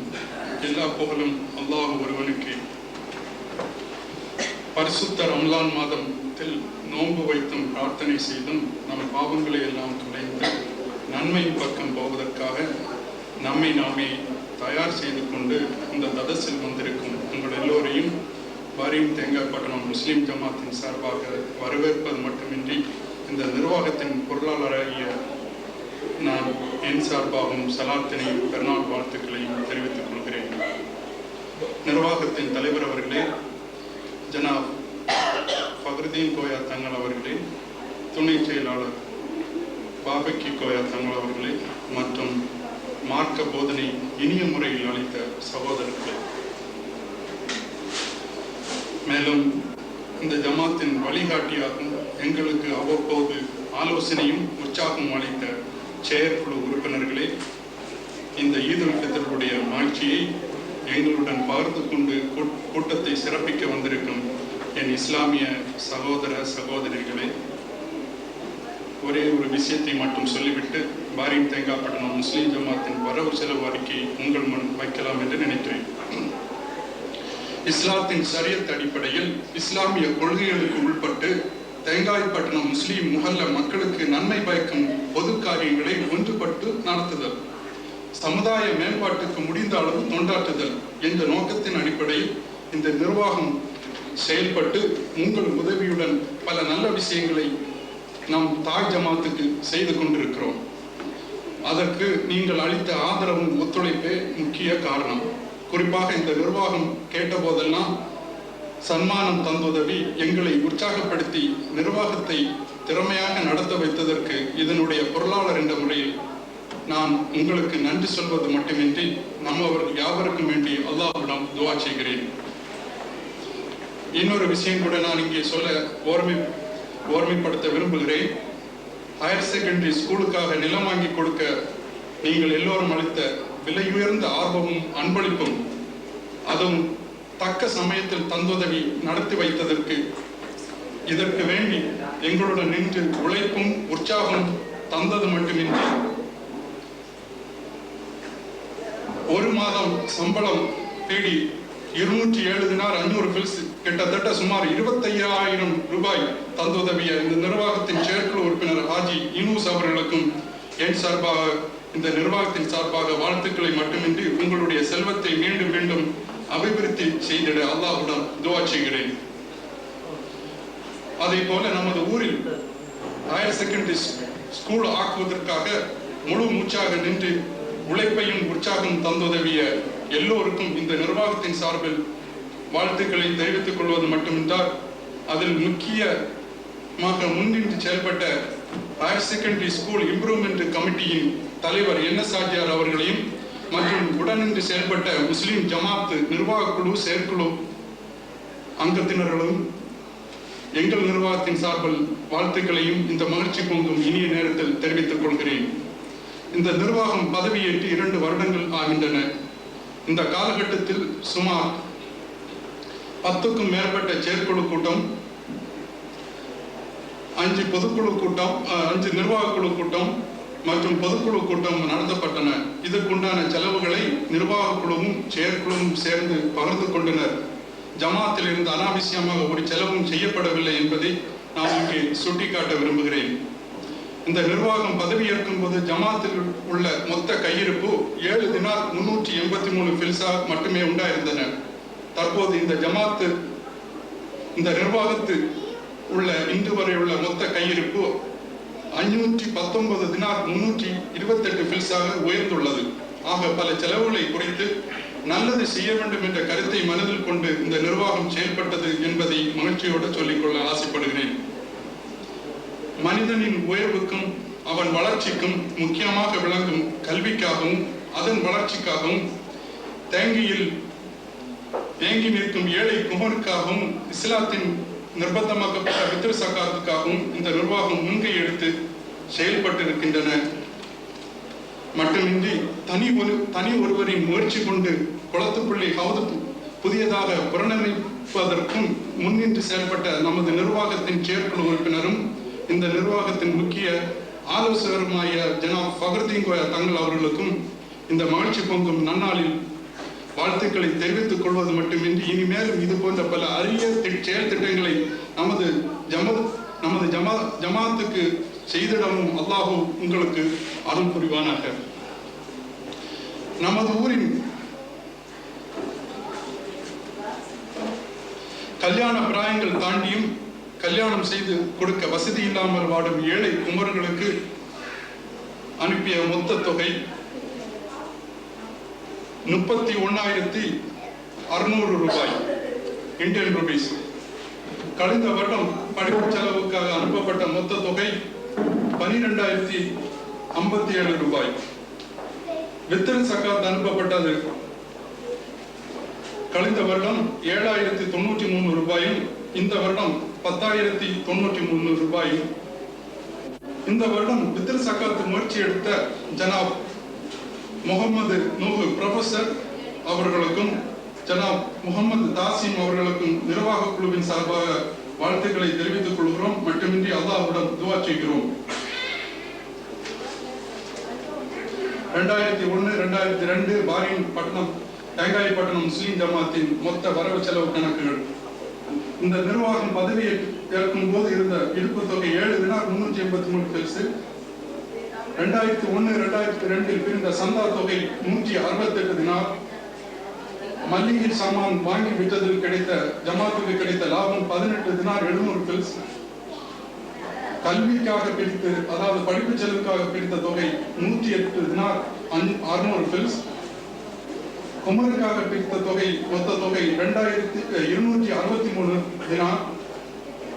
வித்திரு சக்காத்துக்காக பிரித்த மொத்த தொகை 137 தினார். ஹையர் செகண்டரி ஸ்கூலுக்காக பிரித்த மொத்த கலெக்ஷன் 1,572 தினார் 500 பெல்ஸ். அதர் இன்கம் 500 பெல்ஸ். ஆக மொத்தம் கலெக்ஷன் தொகை 2,275 தினார் 683 பெல்ஸ். இதில் செலவுகள் 2001 இந்த நிர்வாகம் மொத்த செலவுகள் வெறும் 8 தினார் 695 பில்ஸ். 2002 ஆண்டு இந்த ஜமாத்தின் மொத்த செலவு 16 தினார் 66 பில்ஸ். இது தபால் செலவுக்கும் டெலிபோனுக்காக செலவு செய்யப்பட்டது. படிப்பு செலவுக்காக அனுப்பியது 98 தினார் 600 பில்ஸ். ஏழை குமருக்காக அனுப்பிய தொகை 253 தினார் 600 பில்ஸ். வித்திற்காக அனுப்பிய தொகை 137 தினார். ஹையர் செகண்டரி ஸ்கூலுக்கு அனுப்பிய தொகை 1,242 தினார் 400 பில்ஸ், அதாவது 1,60,60,000 ரூபாய். ஆக தற்போது மொத்த தொகை 1,756 தினார் 355 பில்ஸ். தற்போது ஜமாத்தில் உள்ள இருப்பு 519 தினார் 328 பில்ஸ். இன்னொரு முக்கியமான விஷயம் கூட நான் இங்கே உங்களிடம் சொல்ல கடமைப்பட்டுள்ளேன். இந்த ஜமாத்து உங்களுடைய ஜமாத். இதன் வளர்ச்சி உங்கள் கையில் உள்ளது. நாம் எல்லோரும் ஒற்றுமையாக செயல்பட்டால் இதைவிட மேலாக ஒருபாடு விஷயங்கள் நம் தாய் ஜமாத்துக்கு செய்ய முடியும் என்று நம்புகிறேன். நீங்கள் எவ்வளவு தூரம் இந்த ஜமாத்துக்கு உற்சாகம் அளிக்கிறீர்களோ அதே போல இந்த ஜமாத்து உறுதியாக இருக்கும் என்று சொல்லி நீங்கள் இன்று தேர்ந்தெடுக்கும் புதிய நிர்வாகத்துக்கு புதிய நிர்வாகிகள் வர வேண்டும். அவர்களது சேவை நமக்கு பலன் உள்ளதாக இருக்க வேண்டும். அதற்கு நாம் எல்லோரும் உறுதுணையாக இருந்து செயல்படுவோம்.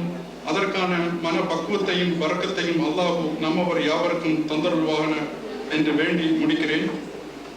அஸ்ஸலாமு அலைக்கும்.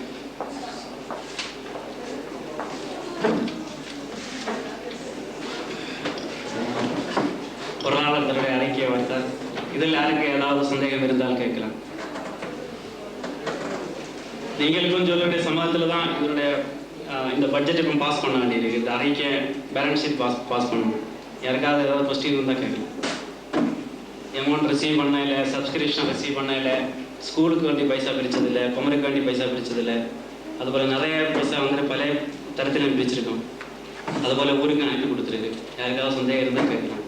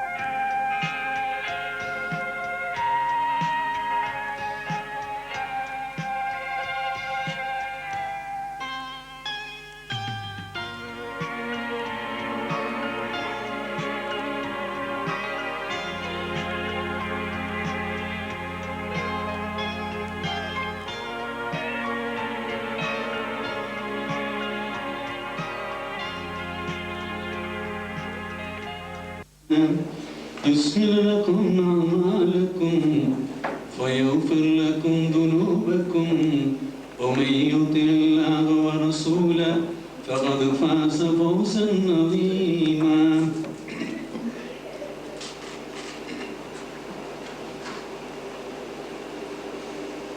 ബഹുമാനപ്പെട്ട നാട്ടുകാരെ, ബന്ധുക്കളെ, സഹോദരി സഹോദരന്മാരെ, അസ്സലാമു അലൈക്കും വറഹ്മത്തുള്ളാഹി വബറകാതുഹു. പുനിതമുള്ള നല്ല രാത്രികൾ നമ്മളിൽ നിന്നും കടന്നുപോയി. ഒരു റമദാനിൽ നേടിയെടുത്ത നേട്ടം അടുത്ത റമദാൻ വരെ ഉള്ള പാവങ്ങൾക്ക് പരിഹാരം. ആ റമദാനിൽ ആരെല്ലാം തഖ്വ കൊണ്ട് അള്ളാഹുവിനോട് പേടിച്ച് ഈ വ്രതം അനുഷ്ഠിച്ച് ദുആകളും അമലുകളും നമസ്കാരവും രാത്രി നമസ്കാരവും സക്കാത്തും ദാനധർമ്മങ്ങളും കൊടുത്ത് അള്ളാഹുവിൻ്റെ പുണ്യം നേടിയെടുത്തുവോ അവരെല്ലാം ഭാഗ്യമാരാണ്. നോമ്പും കഴിഞ്ഞു, പെരുന്നാളും ഇന്നത്തോടെ അവസാനിപ്പിച്ചു. ഈ നോമ്പിൽ നാം കണ്ട ഒരു യഥാർത്ഥം പള്ളികളെല്ലാം നിറഞ്ഞു വീഴുകയായിരുന്നു. ഈ പെരുന്നാൾ ദിവസം തന്നെ നോമ്പ് കഴിഞ്ഞതോടെ തന്നെ രാവിലെ സുബഹ് നമസ്കാരത്തിന് പള്ളികൾ പഴയതുപോലെ തന്നെ 1 സ്റ്റെപ്പ് 2 സ്റ്റെപ്പ് എന്നുള്ള രീതിയിൽ ആയി. എൻ്റെ സഹോദരന്മാരെ, നമസ്കാരം, അതിനെക്കുറിച്ച് നിങ്ങൾക്ക് പറയണ്ടല്ലോ. നമസ്കരിക്കാത്ത മനുഷ്യൻ മുസ്ലിം അല്ല എന്നാണ് എൻ്റെ അർത്ഥം. നമസ്കാരം എത്ര കൃത്യനിഷ്ഠയോടെ നമ്മൾ പാലിക്കുന്നു, അതേപോലെ സക്കാത്ത് നിർബന്ധം. ഞാനും നിങ്ങളും മനസ്സിൽ കൈവച്ച് നോക്കണം. നമ്മളെ വരുമാനത്തിൽ ചെലവ് പോയി 2.5% സക്കാത്ത് ആരെല്ലാം എടുത്ത് മാറ്റിവെച്ചു, അർഹതപ്പെട്ടവർക്ക് ആരെല്ലാം എത്തിച്ചു എന്നുള്ള കാര്യം ഓരോരുത്തരും ചിന്തിക്കണം. മരണം ഏത് സമയത്തും നമ്മളെ ആശ്രമിക്കാം. അടുത്ത റമദാനിൽ നാം എത്ര പേര് ജീവിച്ചിരിക്കും നമുക്ക് അറിയില്ല. അൽഹംദുലില്ലാ, ഞാൻ വിഷയത്തിലേക്ക് കടക്കുകയാണ്. അല്ലാഹു 2 താടി എല്ലിനിടയിലുള്ള ഈ നാവിനെ കുറിച്ച് ഖുർആനിൽ പറഞ്ഞിട്ടുള്ള കാര്യം നിറയെ പേർക്ക് ഈ ആയത്ത് തന്നെ ഓർമ്മ കാണില്ല. വെള്ളിയാഴ്ച പള്ളികളിൽ ഇമാം ഈ ആയത്ത് ഓതുമ്പോൾ, ഞാൻ നേരത്തെ ഓതിയ ആയത്ത് ഓതുമ്പോൾ എല്ലാവരും കൂടി ഒന്നിച്ച് സലവാത്ത് പറയുന്ന ഒരു രംഗമാണ് കണ്ടത്. സലവാത്ത് നമുക്ക് റസൂലുള്ളാഹിയുടെ പേര് കേട്ടാൽ പറയുന്ന നിർബന്ധമാണ്. നമ്മളെ പേരിൽ നമ്മൾ റസൂലുള്ളാഹിക്ക് ഒരു സലവാത്ത് പറഞ്ഞാൽ നമ്മളെ പേരിൽ മലക്കുകൾ 10 സലവാത്ത് പറഞ്ഞുകൊണ്ടിരിക്കുന്നു. പക്ഷെ ഇതിന്റെ അർത്ഥം ആർക്കും എങ്ങനെ മനസ്സിലാക്കാൻ കഴിയും എന്നുള്ളതാണ് ഞാൻ ചിന്തിക്കുന്നത്. വളരെ അതിശയിച്ചു പോയി ഞാൻ. ഒരു ഖുർആനിൽ എങ്ങനെ അല്ലാഹു നിസാരം നാക്കിനെ കുറിച്ച്, അതെ നിസാരം എന്ന് നമുക്ക് തോന്നുന്നതാണ്, പക്ഷെ നാക്കല്ല. നാക്ക് മനുഷ്യനെ വലിയ അധപതനത്തിൽ കൊണ്ടുവിടുന്ന നാക്ക്, അതേപോലെ മനുഷ്യനെ ഏറ്റവും വലിയ ഉന്നതത്തിലേക്ക് എത്തിക്കുന്ന ഈ നാക്കാണ്. അതേപോലെ 2 ഉദരങ്ങൾക്കിടയിൽ അള്ളാഹു ഈ മനുഷ്യ ശരീരത്തിൽ ഈ എല്ലില്ലാത്ത അവയം എന്തുമാത്രം സൂക്ഷിക്കുന്നു, അതേപോലെ 2 കാലുകൾക്കിടയിൽ അള്ളാഹു മുഖ്യസ്ഥാനം അതേപോലെ വളരെ പ്രധാനം കൊടുത്ത് സൂക്ഷിച്ചിട്ടുണ്ട്. അതിലും ഇത് 2ലും മനുഷ്യൻ അവന്റെ നിയന്ത്രണം പാലിച്ചില്ലെങ്കിൽ അവൻ നരകത്തിലാണ്. മറിച്ച് ഇത് 2ഉം സൂക്ഷിക്കുകയാണെങ്കിൽ റസൂൽ സല്ലല്ലാഹു അലൈഹി വസല്ലം അവർകൾ പറഞ്ഞതായി ചരിത്രം രേഖപ്പെടുത്തുന്നു, ഈ 2 അവയവങ്ങൾ ആര് സൂക്ഷിക്കുന്നുവോ അവർക്ക് സ്വർഗം ഞാൻ ഉറപ്പ് നൽകുന്നു എന്നാണ്. സഹോദരന്മാരെ, വളരെയേറെ സീരിയസ് ആയിട്ട് നമ്മൾ ചിന്തിക്കണം. നല്ല സംസാരം ഈ നാക്കിലൂടെ പുറത്തു വരണം. സലഫു സാലിഹ്യങ്ങൾ, നിങ്ങൾക്കറിയാമോ, സലഫു സാലിഹ്യങ്ങൾ അവർ രാത്രി കിടന്നുറങ്ങുമ്പോൾ ഈ നാക്കിനോട് സംസാരിക്കുമായിരുന്നു. എൻ്റെ നാക്കെ ഇന്ന് എന്തെല്ലാം സംസാരിച്ചു, എന്തെല്ലാം കാര്യങ്ങൾ നീ നാളെ എൻ്റെ റബ്ബിൻ്റെ മുമ്പിൽ എനിക്ക് എതിരായിട്ട് വന്ന് സാക്ഷി പറയുമോ. നാവിനോട് സംസാരിച്ച് അവർ പശ്ചാത്തപിച്ചു വേണം കിടന്നുറങ്ങുന്ന രംഗമാണ് ചരിത്രങ്ങൾ രേഖപ്പെടുത്തുന്നു. ഞാൻ കൂടുതൽ നീട്ടുന്നില്ല. ഞാൻ ഓതിയ ആയത്തിന് വിശദീകരണം പറഞ്ഞുകൊണ്ട് അവസാനിപ്പിക്കുന്നു. സമയം ഏറെയായി. നല്ല ഒരു പ്രസംഗം നമുക്ക് നടത്താനെന്ന തങ്ങൾ ജോലി തിരക്ക് കൊണ്ടിവിടുന്ന് പോയത് കാരണം നമുക്കിനി ഈ പരിപാടി അവസാനിപ്പിക്കാൻ സമയമായിരിക്കുന്നു. അൽഹംദുലില്ലാ, സഹോദരന്മാരെ, യാ അയ്യുഹല്ലദീന ആമനു തഖുല്ലാ, വിശ്വാസികളെ നിങ്ങൾ അല്ലാഹുവിനെ സൂക്ഷിക്കണം. വഖൂലു ഖൗലൻ സദീദ, നിങ്ങൾ നല്ല സംസാരം, നിങ്ങൾ മേന്മയുള്ള സംസാരം സംസാരിക്കണം. നിസ്സാരമായി നമ്മൾ നാട്ടിൽ നിന്ന് ഉരുവിട്ട ഈ സംസാരം എവിടെ എത്തിക്കുന്നു എൻ്റെ സഹോദരന്മാർക്കറിയാമോ? വഖൂലു ഖൗലൻ സദീദ യുസ്ലിഹലക്കും അഅമാലക്കും. അങ്ങനെ നാവിനെ ഒരുത്തൻ സൂക്ഷിച്ചാൽ, നല്ല സംസാരം സംസാരിച്ചാൽ അവൻ്റെ അമലുകളെല്ലാം അല്ലാഹു കബൂൽ ചെയ്യും. ഫയഗ്ഫിർ ലക്കും ദുനൂബക്കും, അവൻ ചെയ്ത എല്ലാ പാപങ്ങളെയും അല്ലാഹു പുറത്തു കൊടുക്കും. നോക്ക് എന്തുമാത്രം വിഷയങ്ങൾ നിറഞ്ഞിരിക്കുന്ന ഈ ആയത്താണ്. വളരെ നിസ്സാരമായി നമ്മൾ കരുതുന്ന കാര്യം അല്ലാഹു ഖുർആനിൽ വളരെ വ്യക്തമായി പറഞ്ഞിരിക്കുകയാണ്. അങ്ങനെ അവന്റെ അമലുകളെ അല്ലാഹു സ്വീകരിക്കും, അവന്റെ പാവങ്ങളെല്ലാം അല്ലാഹു പുറത്തു കൊടുക്കുമെന്നാണ്. അങ്ങനെ ആര് അള്ളാഹുവിനെ അനുസരിക്കുന്നുവോ, അള്ളാഹുവിന്റെ റസൂൽ അനുസരിക്കുന്നു. എന്താണ് റസൂൽ അനുസരിക്കുന്നത്? റസൂലുള്ളാഹി എന്ത് പറഞ്ഞു, അള്ളാഹുവിന്റെ വേദഗ്രന്ഥം എന്ത് പറഞ്ഞു, ഇത് 2ഉം അനുസരിച്ച് ഈ ദുനിയാവിലെ ജീവിക്കുന്നു അവനക്ക്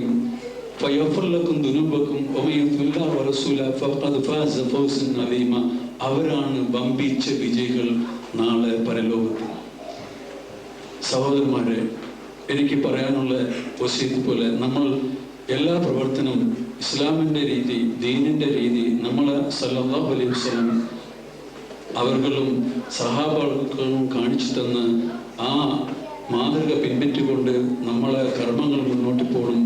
നമ്മൾ ചെയ്യുന്ന തെറ്റുകുറ്റങ്ങൾ എല്ലാം, നമ്മളുടെ അമലുകളെല്ലാം അഴിച്ചു പോകും. അത് സൂക്ഷിക്കണം. നമ്മൾ അള്ളാഹുവിൻ്റെ എപ്പോഴും ഖേദിച്ചവരായി, പാവങ്ങൾ മന്നിപ്പ് കോരിയവരായി ഈ ദുനിയാവിൽ നമ്മൾ സ്വർഗവാദിയായി വിട പറയണം. അതിന് അള്ളാഹു തൗഫീഖ് നൽകട്ടെ. നിങ്ങളെയും എന്നെയും നാളെ പരലോകത്തിൽ അള്ളാഹു സ്വർഗ പൂങ്കാവനത്തിൽ ഒന്നു ചേർക്കട്ടെ. നമ്മളെ എല്ലാ അമലുകളെയും ഇവിടെ അള്ളാഹു നമ്മളുടെ തറാസിൽ, നന്മയുടെ തറാസിൽ കൂട്ടിച്ചേർത്ത് തിന്മയുടെ തറാസ് ലഘൂകരിക്കും, നന്മയുടെ തറാസ് വലുതാക്കിയും അങ്ങനെ കത്തിജ്വലിക്കുന്ന നരകത്തിയിൽ നിന്നും നിങ്ങളെയും എന്നെയും കുടുംബാംഗങ്ങളെയും നമ്മളിൽ നിന്ന് വിട്ടുവരിഞ്ഞ നമ്മളുടെ മാതാപിതാക്കളെയും എല്ലാവരെയും അള്ളാഹു ആ സ്വർഗത്തിൽ ഒന്നു ചേർക്കട്ടെ. റബ്ബന വലന്ന അൻഫുസന വഇൻ ലം തഗ്ഫിർ ലനാ വതർഹംനാ നകൂനന്ന മിനൽ ഖാസിരീൻ. റബ്ബന ആതിനാ ഫിദ്ദുനിയ ഹസനത വഫിൽ ആഖിറതി ഹസനത വഖിനാ അദാബന്നാർ. വആഖിറു ദഅവാനാ അൽഹംദുലില്ലാഹി റബ്ബിൽ ആലമീൻ. അസ്സലാമു അലൈക്കും.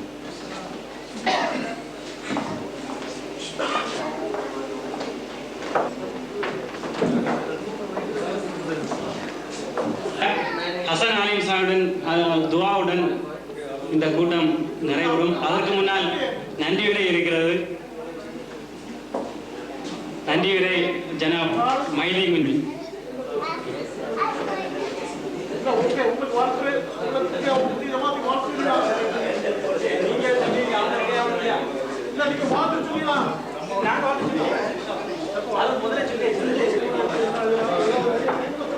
ஓகே, அஸ்ஸலாமு அலைக்கும்.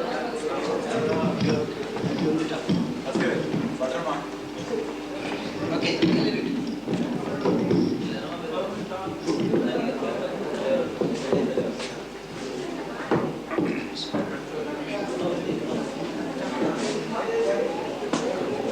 வந்து நன்றி உரை சொல்ல வாய்ப்பளித்த இல்லாமல் இறைவனுக்கு எல்லா புகழும். இங்கே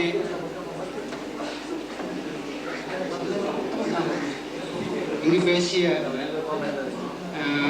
எல்லா ஆலிம்களுக்கும் மற்றும் பொருளாதாரம் மற்ற எல்லோருக்கும் பேசிய எல்லோருக்கும் என் சார்பிலும் இந்த ஜமாத்தின் சார்பிலும் நன்றியை தெரிவித்துக் கொண்டு நான் பிடித்துக் கொள்கிறேன்.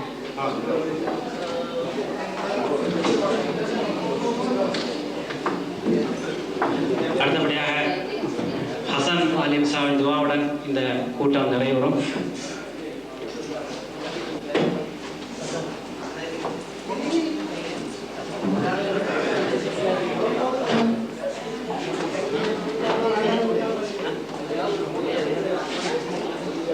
آمين. الحمد لله رب العالمين حمدا يوافي نعمه ويكافئ مزيدا وارحمنا يا كريم يا رحيم يا آمين.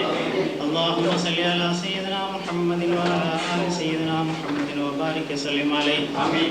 اللهم لا تقتلنا بغضبك ولا تهلكنا بعذابك واعفنا قبل ذلك. آمين. اللهم لا تؤاخذنا بسوء أفعالنا ولا تسلط علينا من لا يخافك فينا ولا يرحمنا. آمين. وكف أيدي الكافرين والمنافقين والظالمين عنا يا خفي الألطاف نجنا مما نخاف. اللهم يا غني يا حميد يا مبدي يا مجيد يا رحيم يا ودود أغننا بحلالك عن حرامك وبطاعتك عن معصيتك بفضلك عمن سواك. ربنا ظلمنا أنفسنا وإن لم تغفر لنا وترحمنا لنكونن من الخاسرين. ربنا آتنا في الدنيا حسنة وفي الآخرة حسنة وقنا عذاب النار. اللهم أرنا الحق حقا وارزقنا اتباعه وأرنا الباطل باطلا وارزقنا اجتنابه. اللهم ربنا آتنا في الدنيا حسنة وفي الآخرة حسنة وقنا عذاب النار. صلى الله تعالى وسلم على خير خلقه سيدنا محمد وعلى آله وصحبه وسلم. سبحان ربك رب العزة عما يصفون وسلام على المرسلين والحمد لله رب العالمين. محمد صلى الله عليه وسلم. صلى الله على محمد صلى الله عليه وسلم. صلى الله على محمد يا رب.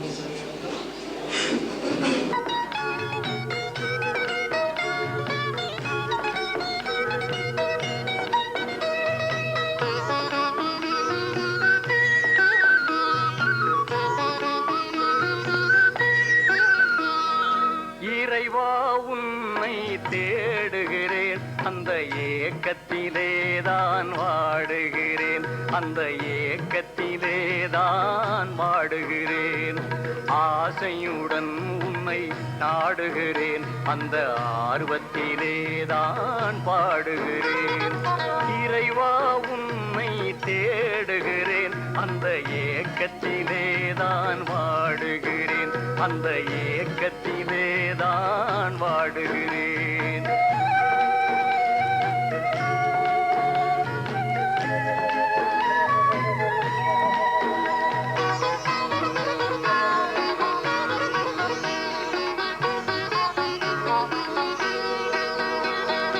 உள்ளத்தினால் உன்னை உறவு கொண்டேன், உன் உள்ளமையை நான் உணர்ந்து கொண்டேன். உள்ளத்தினால் உன்னை உறவு கொண்டேன், உன் உள்ளமையை நான் உணர்ந்து கொண்டேன். உரிமையுடன் உன்னை அழைக்கின்றேன், என் உயிரினிலே உன்னை காண்கின்றேன். ஆசையுடன் உன்னை நாடுகிறேன், அந்த ஆர்வத்திலேதான் பாடுகிறேன். இறைவா உன்னை தேடுகிறேன், அந்த ஏக்கத்திலேதான் வாடுகிறேன், அந்த ஏக்கத்திலேதான் வாடுகிறேன்.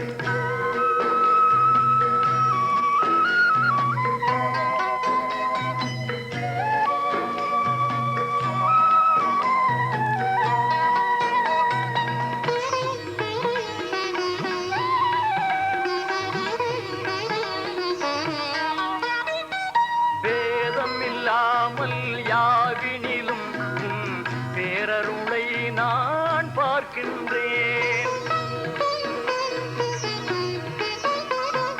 வேதமில்லாமல் யாவினிலும் உன் பேரருளை நான் பார்க்கின்றேன். வேதமையால் உன்னை நான் மறந்தேன், அந்த வேதனையால் தான் பாடுகிறேன். ஆசையுடன் உன்னை நாடுகிறேன், அந்த ஆர்வத்திலேதான் பாடுகிறேன். இறைவா உன்னை தேடுகிறேன், அந்த ஏக்கத்திலேதான் வாடுகிறேன், அந்த ஏக்கத்திலேதான் வாடுகிறேன்.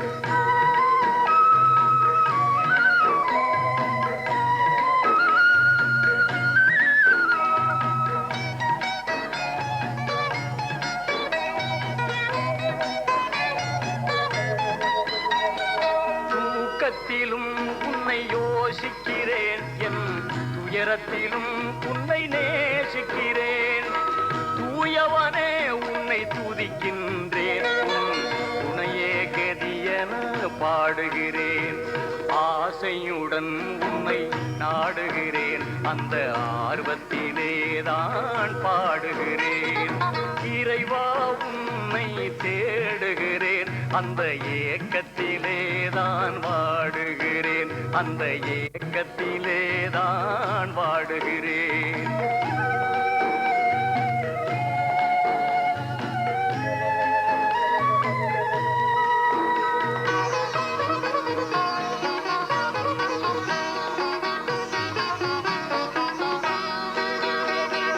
எழிலுக்குள் எழிலாயிருக்கின்றாய், என் விழியுணுள் ஒளியாய் ஜொலிக்கின்றாய்.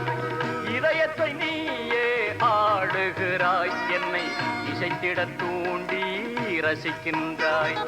ஆசையுடன் உன்னை நாடுகிறேன், அந்த ஆர்வத்திலேதான் பாடுகிறேன்.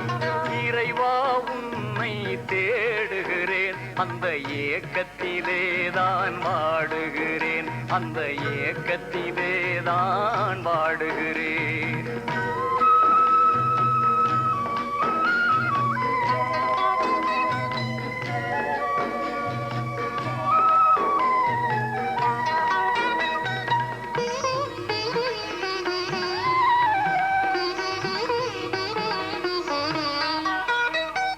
விதியுடன் வாழ்வை இணைக்கின்றாய், பெரும் மதியுடன் விளையாடி ஜெயிக்கின்றாய்.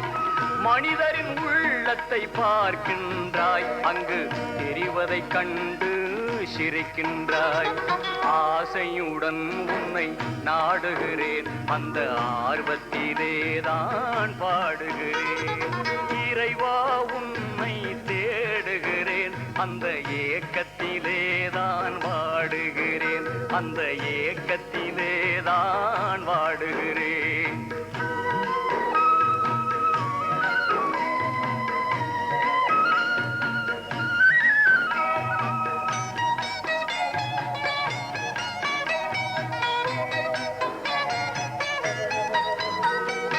அல்லாஹூ என அழைக்கின்றேன், அந்த அழைப்பினில் ஆனந்தம் அடைகின்றேன்.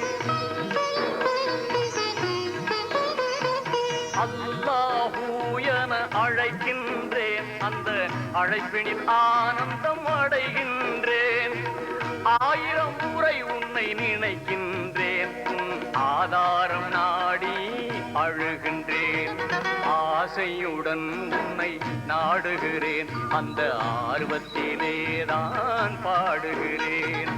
இறைவா உன்னை தேடுகிறேன், அந்த ஏக்கத்திலேதான் வாடுகிறேன், அந்த ஏக்கத்திலேதான் வாடுகிறேன், அந்த ஏக்கத்திலேதான் வாடுகிறேன்.